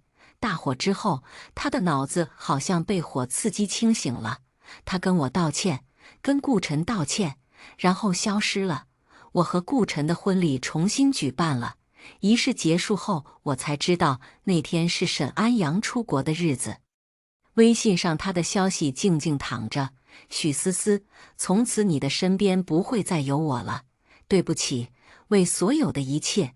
假如那天，每一天，我是说，所有的事如果有如果，失去你，堪比一场暴风雨肆意横扫了我的生命。我在雨里疯跑，才明白晴天有多美好。对不起，再见。我没有回复他，而是合上手机，挽住了顾晨的胳膊。我要拍大合照。沈安阳的矫情跟我没关系。许多年后，我依然没有见过他。其实我们家人之间都有来往，但沈安阳在我的世界里彻底消失了。也许是刻意回避，也许是没有脸见我。总之，他再也没有出现过，我也没再想过他。毕竟，我现在很幸福。接下来，我们来听下一个故事。结婚20周年纪念日，裴之行像往常一样没有回家。我和男人中年得子，同床异梦，感情算不上有多好。7岁的儿子裴谨言放下游戏手柄，站在一旁幸灾乐祸。知道爸爸为什么不回家吗？因为他去陪云云姐姐了。云云姐姐比你温柔，比你漂亮，活该爸爸去找她。我停止手中正在折叠衣服的动作，大脑一片空白，扭头让裴谨言解释清楚。因为爸爸喜欢云云姐姐，我也喜欢云云姐姐。这次，妈妈你听明白了吗？云云姐姐几乎是下意识，我翻出很久之前圈内好友发的朋友圈截图，2张照片，一张是一男一女在相拥接吻，而另一张则是女人布满暧昧吻痕的锁骨照，并配文案：在最好的年纪遇上最爱我的大叔。仔细看，男人的侧脸与裴之行有9分相像，就连眼角泪痣的位置也别无二致。之所以记得这般清楚，是因为有次晚上，裴之行喝醉了，男人冷白的皮肤染了暧昧的红，双眸含情。他抱起我，递来一套没有吊牌的情趣内衣，在我耳边一遍遍呢喃：老婆，吊牌我摘过了，你试试吗？褪去清冷，语气撒娇，是我往日不曾见过的裴之行。喜欢了14年的人如此央求着我，我来不及细想，穿上那件内衣，只愿他开心。情到深处时，我不由得吻上裴之行眼角那颗灼人的泪痣。男人轻笑，温柔回吻着。我想，暗恋4年，结婚10年，我终于焐热了这块冰。可最后的最后，裴之行从身后环抱着我，低语：我好爱你啊，你再亲亲我吗？云云。一瞬间，我的心跳漏了一拍，心脏处的钝痛变成一柄尖锐的刀在肆意翻搅，疼得我喘不过气。结婚多年，我一直以为清冷孤高的数学系教授裴之行生性淡漠，不会爱人。直到那晚，我才明白，原来他不是不会爱人，只是不会爱我罢了。一切早就有迹可循，裴之行早在10年前就出轨了别的女人。思绪抽回，再回神，门口响起裴谨言惊喜的尖叫：云云姐姐，好久不见了，你是来找爸爸的吗？我很想你，姐姐，你什么时候能再和爸爸一起陪我去游乐园玩啊？我从来没有见过裴谨言这般开心过，即便在他6岁生日那天，为了给他一个难以忘怀的礼物，我学了很长一段时间的素描，最后画了一幅我们一家3口幸福相拥的素描画，又在江城最灵验的寺庙中，一步一叩首地为他求来平安符，一起作为生日礼物送给他。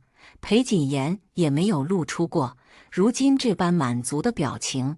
那时闺蜜许桑桑心疼我，想让裴谨言学会知恩图报，便告诉他：小谨言，你妈妈真的很爱你，结果，小男孩将那幅素描与平安符扔在垃圾桶旁，自顾自打着游戏，不屑一顾道：“有什么可感动的？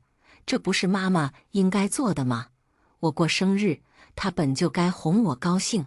再说了，我也不稀罕她的平安符啊，云云姐姐送给我的，可是吃不完数不尽的零食还有玩具。”我呼吸一滞，默默站在角落，甚至忘了反驳。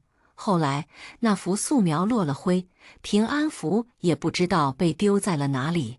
裴谨言在用行动告诉我，他是真不喜欢我这个妈妈。将那2张照片保存下来后，再抬眸，我看到了站在我眼前的宋云。女孩长着张初恋脸，勾唇浅笑时，酒窝若隐若现，很是好看。白色连衣裙上沾着耐闻的洗衣液清香，一副童心未泯的小白花模样，难怪他们父子都喜欢她。姐姐，裴教授今晚不回来了，他让我把妍妍带走，说要一起看电影。我本以为一向倔脾气的裴谨言会反驳宋云，毕竟儿子从来不允许别人这样亲昵地喊他的名字，包括我这个亲生母亲。可是下一秒，小男孩蹦蹦跳跳地牵起宋云的手：“云云姐姐，我们快走吧，不要让爸爸等着急了。”我僵在原地，闭了闭眼，哑声提醒：“裴谨言，你是我儿子，今天你走了，就不要再喊我妈妈了。我不想让自己变成一个失败者，我想向自己证明，养了7年的儿子心中有我。但我错了。”我眼睁睁看着裴谨言将我的话完全无视，一脸厌恶地挣脱我的手。“妈妈，你在胡说什么呢？怪不得爸爸不喜欢你，喜欢云云姐姐。你整天不化妆不漂亮就算了，心眼还这么小。我们只是去看个电影而已，你管得真多。”说罢，裴谨言不顾我微红的眼眶，轻拽宋云的裙摆，柔声道：“云云姐姐，我们走吧。”宋云一脸无奈，故意推开他，颤抖的声音带了丝哭腔：“可是这样，你妈妈就要一个人待在家里了，好可怜啊！要不我们把她也带上吧？”又挽过我的胳膊：“姐姐，对不起啊，我没想到妍妍这么黏我，你不要介意啊，对不起，对不起。”柔弱无辜，楚楚可怜，但在裴谨言看不到的地方，我却瞥见宋云嘴角勾起一抹得逞挑衅的笑，无比幸灾乐祸的表情。“云云姐姐，你人真好，现在还想着妈妈，不用管她，她好烦啊，我不想和她待在一起。”裴谨言朝宋云撒着娇，仿佛女人才是自己心目中的妈妈，她从不对我这样。我突然就有些累了，我不想再管裴谨言了。既然孩子想走，那我尊重他的选择，放他离开。你走吧，我不会再拦着你了。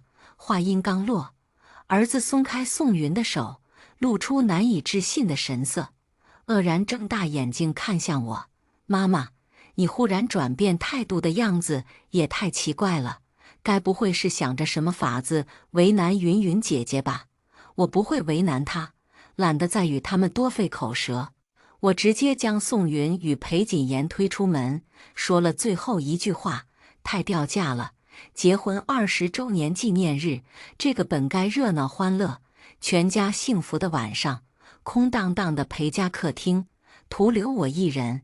我一个人吃着早已凉透的饭菜，眼中蒙上本不该有的雾气。”此时，手机忽地传来震动：“一行，别忘了洗我扔在沙发上的衣服。那件西装不能机洗，要手洗才行。还有，谨言刚刚说他的玩具车还扔在3楼阳台，你吃过饭记得收拾下。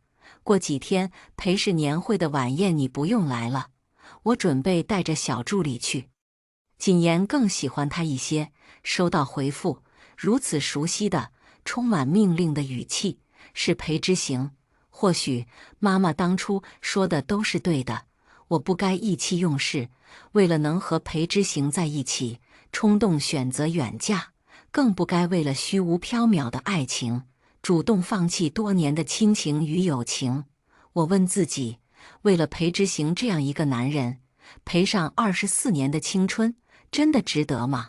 远嫁的20年，回家看望妈妈的次数，一双手都数得过来。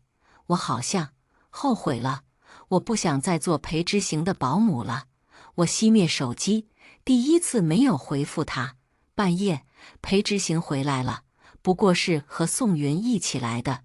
男人一脚踹开卧室门，在看到我后，硬生生将我从床上拽起来，大把大把的钞票砸向我的脸，沙哑的嗓音透着疲倦与厌恶。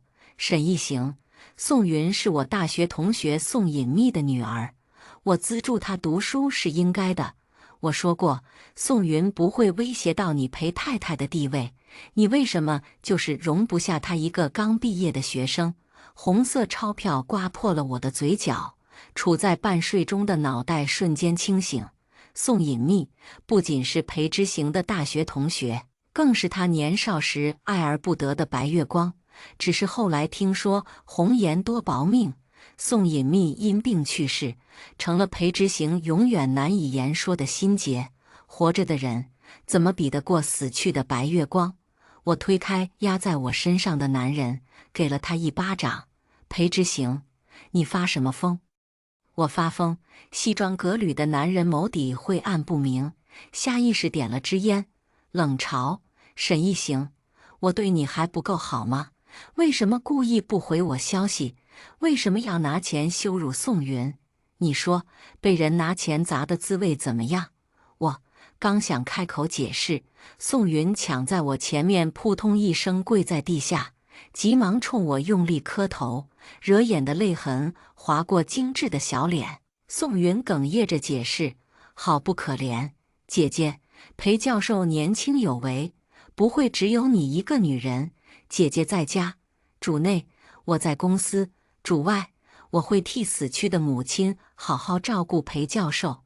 碰巧妍妍也喜欢我，我与姐姐分工明确，岂不是对谁都好的结局？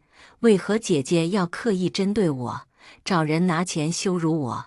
宋云话音刚落，一旁的裴谨言突然从女孩身后冲出来，试图搀扶她。云云姐姐说的没错，妈妈你又老又丑，还小心眼。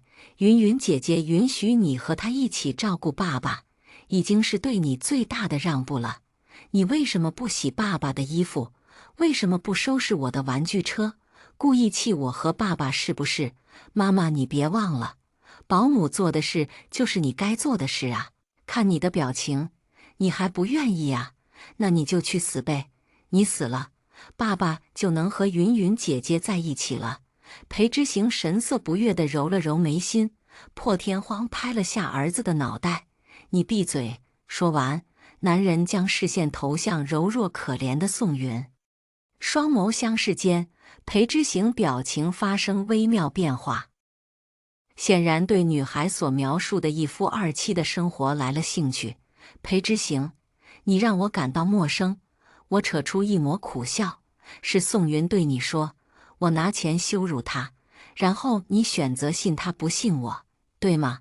男人终于回神，伸手抹去我嘴角鲜红，语气带了试探：一行，我不是故意的，只要你老老实实听话，我保证没人可以撼动你在我心里的地位。就算你拿钱侮辱了云云，我也会睁一只眼闭一只眼，尽量做到既往不咎。因为我爱你，所以我愿意给你一次改过自新的机会，接受云云的提议。你们两人都陪在我身边吧。我已经失去了隐秘，不能再失去云云了。这样谨言也会有2个妈妈来照顾她。你觉得呢？宋云所言不假，之前男人身边不是没有女人，但如此闹到明面上，让他主动赞成一夫二妻之事的，还是第一次。但我累了，我不想再为这个毫无人情味的家付出了。远嫁的弊端，我已深刻领悟。我想回家，我想抱抱我的妈妈。起来吧，地上凉。扶起跪在地上满目算计的宋云后，我一脸平静地朝着男人说：“裴之行，我们离婚吧。”裴之行的反应比我想象中还要激烈，当着孩子与宋云的面，男人猛拽我的手腕，将我往自己怀中扯，力道很重，又在我反抗时掐起我的脖子，清亮的嗓音压抑着怒气：“沈一行，你就这么倔？你他妈点个头能死吗？说一句软话能死吗？宋云到底怎么你了？你欺负完他之后，还想拿离婚逼我放弃他？趁我还没有彻底对你失望，向宋云道歉。男女力气差距过大。”裴之行掐得我喘不过气，我下意识将求助的目光投向自己养了7年的兔儿子。裴谨言走上前，紧拽着男人的胳膊不撒手，嘴里说出的话却是：“爸爸，你们离婚能不能把我判给你？舅妈妈好丑，我不想跟她走。云云姐姐比她温柔，比她漂亮，我想让云云姐姐做我新妈妈。”不知是丈夫掐我脖子的力道太重，还是儿子说出口的话太过伤人，我一时竟忘了如何呼吸。我挣扎着，拍打着裴之行的手，用力吐出几个字：“裴之行，你这是家暴，你不离婚，我恨你一辈子。”一旁的宋云抱起裴谨言，夹着嗓子软软劝道：“裴教授，姐姐只是一时糊涂，你莫要为了不值得的人和事气坏了身子。妈妈若是在天有灵，她也不希望你这样的。”许是宋云的话刺激到了裴之行，他终于松开手，放过了我。我不是说了吗？云云，没有外人在的时候，你要喊我小叔叔。宋云娇羞轻笑着点头。这般夫唱妇随的情景，倒显得他们才是一家3口。裴之行一手遮住裴谨言的双眼，一手揽过宋云的腰，肆意亲吻着她的脖颈。“哎呀，姐姐还在这里，小叔叔，你先去安慰姐姐了。”男人这才偏头，一脸炫耀地盯着我：“离婚？好啊，有种你就滚呐！沈一行，你看到没？你不要老子，有的是女人往我身上扑。”我掏出提前准备好的离婚协议书，在看到裴谨言与宋云相拥的难舍难分后，一点一点撕碎了争夺儿子抚养权的答辩状。我不仅不要你儿子裴谨言，我也不要了。你已经39岁了，一个被我玩过而且还是远嫁的老女人，离了我，谁还敢要你？裴之行将签好的离婚协议书递给我：“沈一行，我要你永远记着，你还欠宋云一个道歉，欠隐秘一个道歉。现在滚吧！”我并没有回应男人一个字，收拾了一个小小的行李箱后，我在生灰的角落找到了那幅一家3口的素描与平安符。想起之前自己做的傻事，我忽然就笑了，笑着笑着哭出泪来。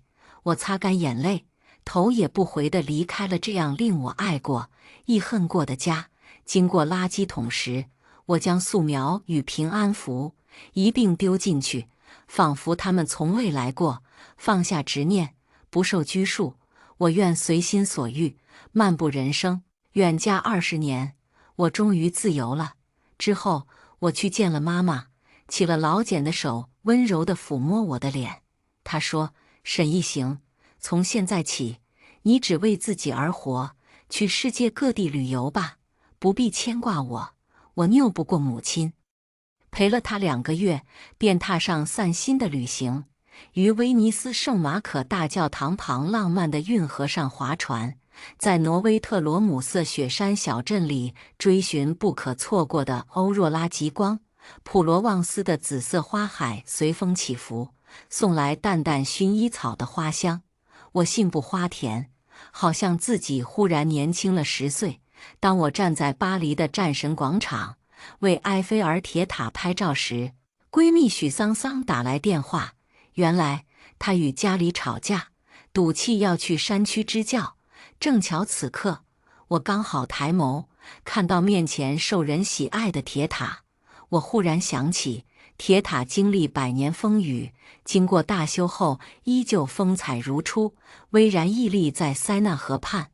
物尚且如此，人又怎能轻言放弃自己的精彩？于是，我朝手机对面回了一句：“支教，喊我一个，我陪你一起。”支教的路上，曾有人发匿名邮件给我，其中不乏裴之行与宋云的亲昵接吻照、露骨开房照，以及一家3口其乐融融的视频。最后，甚至还有前夫与儿子对我满是厌恶的音频。他当时是远嫁，39岁的人了，离了我根本无依无靠。我保证，他会主动回来，向我低头认错的。只要他回来，我可以考虑让他继续坐着陪太太的位置。妈妈就是心胸太小，容不下云云姐姐，活该被我和爸爸赶出门。放心吧，妈妈肯定会回来的。她这么喜欢爸爸的钱，我一点也不信她愿意在外面吃苦受罪。我平淡一笑，将邮件全部删除，脸上并没有多余的表情。对面或许还不知道，关于裴之行的事，已经在我心中掀不起任何波澜了。比我与许桑桑更早到山区支教的，还有一位叫江隐玉的男大学生，身形高挑的少年，长着一张初恋脸，五官优越，谦和有礼，孩子们都很喜欢他。我们10几个老师一起负责山里的教学。有天，江隐玉生病了，我替他上课。八卦是孩童的天性。下课时，孩子们围住我，问我喜不喜欢小江老师。我摸了摸小孩的脑袋，宠溺一笑，摇头又点头，无关男女，只是正常同事之间的喜欢罢了。忽的，不知是谁无意问了句：“小易老师这么温柔，能成为小易老师的孩子，一定很幸福吧？”将身旁小女孩头上的发卡重新戴正后，我整理着她额前碎发，不紧不慢浅笑开口：“之前有过一个，你就当他死了吧。抱歉，小易老师不要难过，我不是故意提起的，对不起呀。”童言无忌，我轻拍那位学生的后背以示安慰：“没事，你不用自责。”没想到身旁那位女孩直接抱住了我。小易老师没有孩子，如果小易老师愿意的话，从现在起，朵朵就是你的孩子。话音刚落，又有一位小女生冲到我面前，朝我脸上亲了一下，哄着耳尖说：“小米也喜欢小易老师，小米也可以成为小易老师的孩子吗？”此刻，我瞳孔紧缩，心也在扑通扑通的狂跳着。泪水不争气地从眼眶迸涌而出。其他学生见我落泪，以为我是思念死去的孩子，争先恐后地安慰我。他们为我擦泪，将本就不多的零食塞到我怀里。我跑得快，力气也大，可以保护小易老师。我也可以成为小易老师的孩子，我也是小易老师的孩子。这一刻，我真真切切体会到，即便生长在贫瘠荒芜之地，也会盛放出纯真善良而又倔强的花朵。我伸手将学生们圈在怀中，声音颤抖，笑着笑着哭出来。好了，都是小易老师的好孩子。又过了一段时间，匿名邮件再次发到我的邮箱中，是一段视频。西装革履的男人砸了裴家客厅所有的古董花瓶，砸累了，便躺在沙发上紧合双眸，声音满是斥责：“宋云，不是你说沈一行熬不过3个月就会回来找我吗？现在特么快半年了，我连他的影子都没见到，难不成你在骗我？”宋云瞬间被吓出眼泪，成串的泪珠扑簌簌滚落，试图唤起男人的同情心。可裴之行不仅毫无心疼，表情反而愈发烦躁。打火机发出清脆的声响，他微微偏头，为自己点了根烟，哭哭哭，整天就知道哭。沈一行就不会这样，他洗衣做饭送孩子也从来不会抱怨。宋云，我现在怀疑他当初是真的拿钱侮辱你，让你滚出江城吗？你之前受的委屈是真是假？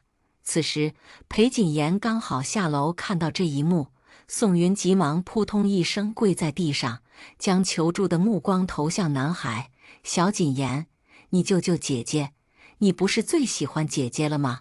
裴谨言二话不说，掰开他的手，面露不悦：“宋云姐，你怎么还不走？你不走，我妈就不会回来。她不回来，我们家就永远都是一团乱。你做的饭没我妈好吃，洗的衣服没有我妈干净，素描也比不上我妈。我看还是妈妈更爱我一点。”男孩走到男人身边，与他一同坐在了沙发上，一个模子里刻出来的自私自利：“爸爸，咱们去请妈妈回家吧，我想吃妈妈做的饭了。”视频停在这里便结束了。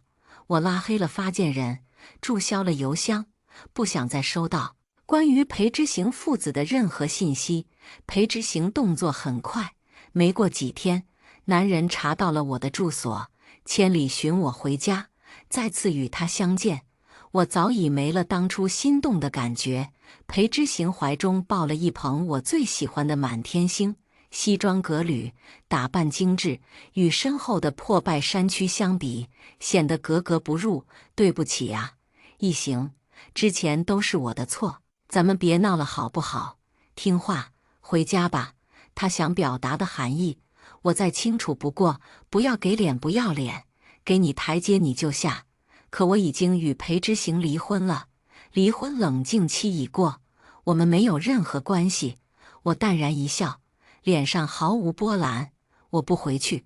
忽然，一道稚嫩的童声吸引了我的注意：“不许你欺负我妈妈！”是那名叫朵朵的女孩子。她张开双臂，扬起脑袋，拦在男人面前。被吓到的裴之行愣在原地，怀中的满天星不慎掉在地上。“这是你的孩子？”“嗯。”我将朵朵护在后身，语气坚定：“我女儿，朵朵，今年6岁。”男人浓眉微挑，显然不信。“沈一行，你当我傻吗？你和他长得一点也不像，这么骗我有意思吗？”见我不言，男人点了根烟，步步紧逼：“你不就是想要老子哄你回家吗？现在我本人亲自来了，给你个台阶你就下，别不识好歹。”“裴之行，你脑袋被门夹了吧？朵朵确实是我的孩子。”没等我说完，男人已经冲上前，将我按在墙上，意图吻我。“装什么清高呢，沈一行？你赢了，你成功得到我了。神经病！”我挣扎着，痛骂着。在我与裴之行纠缠之际，朵朵深知自身力气不敌成年男性，迅速张嘴在线摇人：“梨梨花花，小明小红，小米飞娃桑娃，快出来！有坏人欺负咱妈！”随着女孩一声令下，无数个小孩子瞬间从草屋奔涌而出，嘴里喊着：“是谁欺负我妈妈？谁敢冲我妈撒气？我跟谁急？丑流氓还想欺负我妈，也不撒泡尿看看自己配不配？妈妈你不要怕，我们来保护你！”一时间，千万道童言童语朝裴之行袭来。不过他还算有点良心，没有对孩子下手，任由他们拳打脚踢。朵朵冲男人比了个中指：“哼，我妈说的果然没错，你真是傻如吊，菜如狗啊！”孩子们骑在裴之行身上，将他揍得鼻青脸肿。那束鲜艳惹人的满天星也被踩得不成样子。裴之行挨了一顿打，仍旧不死心，他咬牙跪在我面前，求我回家。无视男人脸上一道道醒目的伤痕，我轻吹朵朵手指上的小伤口，柔声问：“我们朵朵疼不疼呀？”裴之行仿佛想起什么，急忙从口袋中掏出一张张钞票：“朵朵，我是爸爸，你们是一行的孩子，就是我的孩子。刚刚你们对我做的事，爸爸既往不咎。来，我给你们零花钱，可以买好多好多你们想要的东西。”乖呀，你们听话，去找哥哥玩好不好？男人忍痛指了指藏在小巷中的少年，即便有1年没见，我却一眼认出他来，我曾经的儿子裴谨言。少年涨红了脸，挠了挠脑袋，有些不知所措。弟弟妹妹，你们好，我是你们的哥哥，也是你们小易老师唯一的儿子。你们打了爸爸，气也消了，现在可以让我们带走妈妈了吗？裴之行一副恨铁不成钢的模样，但还是尽力接话道：一行，回来吧，我和儿子没你不行，裴家需要你，我们需要你。熬过漫漫长夜，从相爱至深到彼此厌倦，热情燃尽时，朱砂痣也成了蚊子血。裴之行说没我不行，是因为他对宋云没了兴趣，他需要一个受他支配的保姆。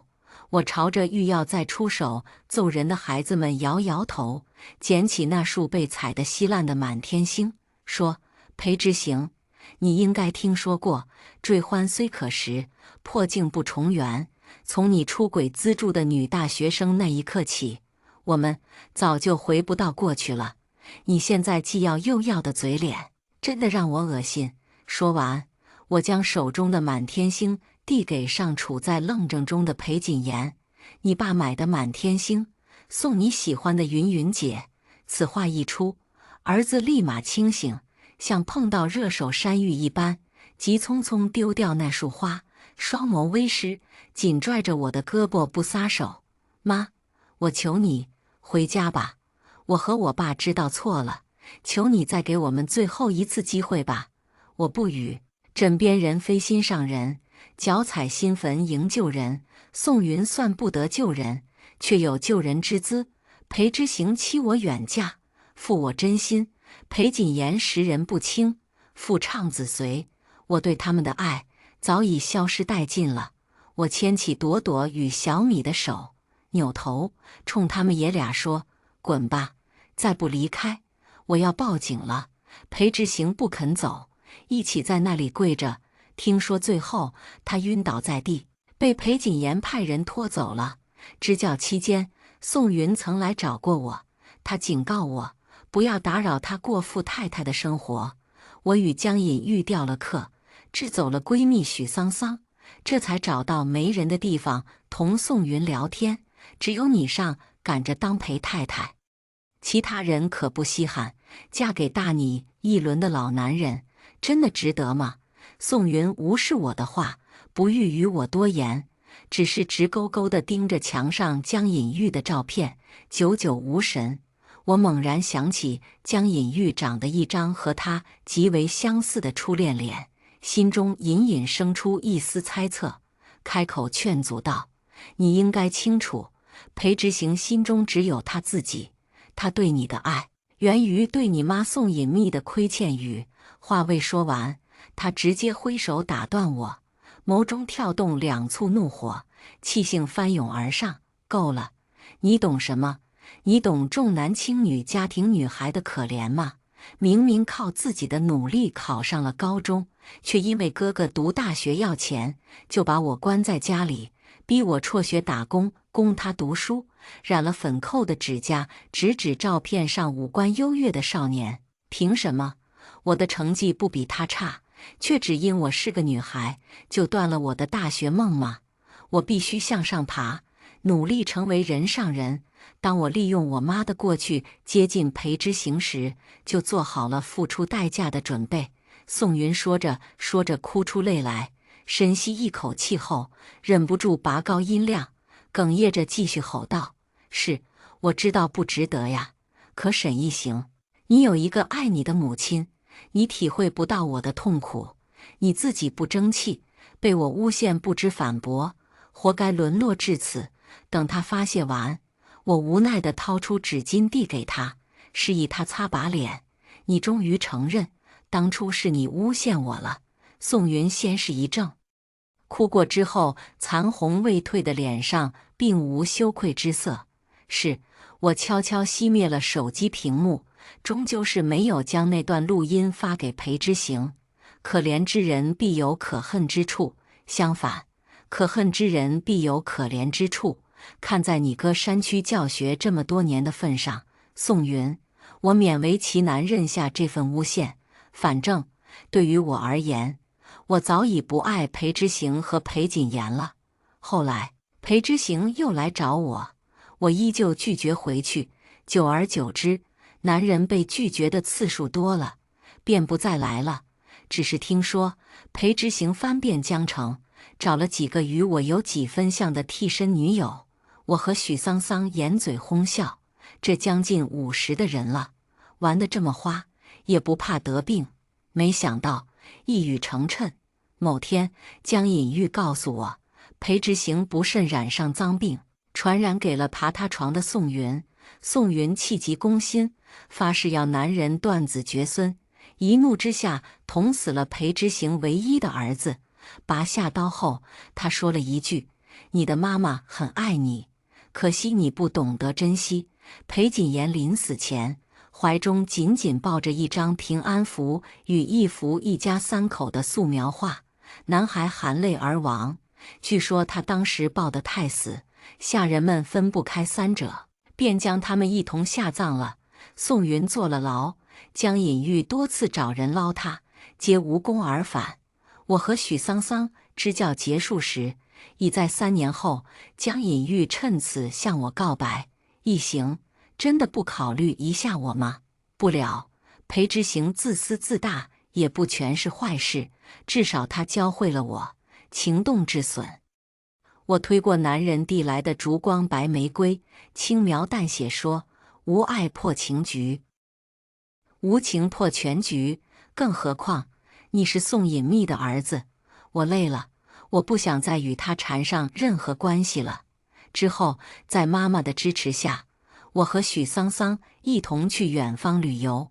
我们欣赏了以其精美壁画而闻名于世的敦煌莫高窟，看到了颇具艺术气息、风格迥异的鼓浪屿，攀援了奇峰林立、气象万千的三清山。亚利桑那州西北部，科罗拉多河川流其中，岩拱国家公园和印第安遗址吸引着我们探索。当我俩在希腊爱琴海上的圣托里尼火山岛环为蓝白建筑群拍照时，不知怎地，我忽然问起许桑桑当初为什么想去山区支教。此刻蓝与白交织，皆倒映在闺蜜眼中。她说，山区不同于城市，没有灯火辉煌，没有高楼林立，没有车水马龙、灯红酒绿。大山里孩子，特别是女孩，没有受过教育，很容易吃亏。我不想他们跟我小姑一样，被拐骗到山里，先后产下一男一女后，受尽委屈，暴病而亡。我呼吸一滞，仿佛知道了什么不得了的事情，手中相机险些不稳。抱歉，提到了你的伤心事。那个该死的人贩子，没事，天网恢恢，疏而不漏，他早就被绳之以法了。许桑桑接过相机，为被吓到的我连拍3张照片记录，抬头仰望天空。其实当初我并不是因为和家里吵架才闹离家出走的，然而正是因为我想去山区支教，所以才与家中发生争执的。他们说我40岁，为何迟迟不结婚？我说40岁正是闯的年纪，家里人拗不过我，选择放我走。你看，我确实做到了。我点头，抱紧许桑桑以示安慰。你做到了。不知不觉间，我与许桑桑游历了很多地方，帮助了许多人。一眨眼，新年将至，江城以北大雪纷飞。裴家派人说，裴之行熬不过这个隆冬，想要我去看看他。裴之行留了话，说如果我去看他最后一眼，裴家所有的财产、股份、房产等都会留给我。谁会和钱过不去呢？律师确认合同无误后，我去江城看了裴之行，不过是带着我养的金丝雀一同去的。他是谁？说呀，他妈的，他是谁呀？久卧病床的男人气得坐起身，第一次吼得这么大声。但我却丝毫不觉得害怕。啊，你说燕川啊，我养的男大学生，无聊的时候还挺会哄我开心的。哦，对了，他比你之前技术好哦。我掩嘴而笑，拍了拍男人虚弱的脸后，一脸嫌弃地掏出纸巾擦拭双手。好了好了，现在人也见到了，后会无期。前夫哥。身旁有着8块腹肌公狗腰的男大学生将毛毯披在我身上。外面冷，姐姐穿厚点，是该回去了。山区那边给您回了信，说是想您了。听到我要走，裴执行颤颤巍巍伸出手，试图最后一次触碰我的脸，却被我身后的少年面无表情拍手打掉。我掐灭手中的烟，回山区。至于裴执行，派人拿了他的钱后，没必要再告诉我任何关于他的消息了。那您儿子燕川，我儿子早就死了，唯一的孩子是当年那些在山区陪我走过风风雨雨的学生们。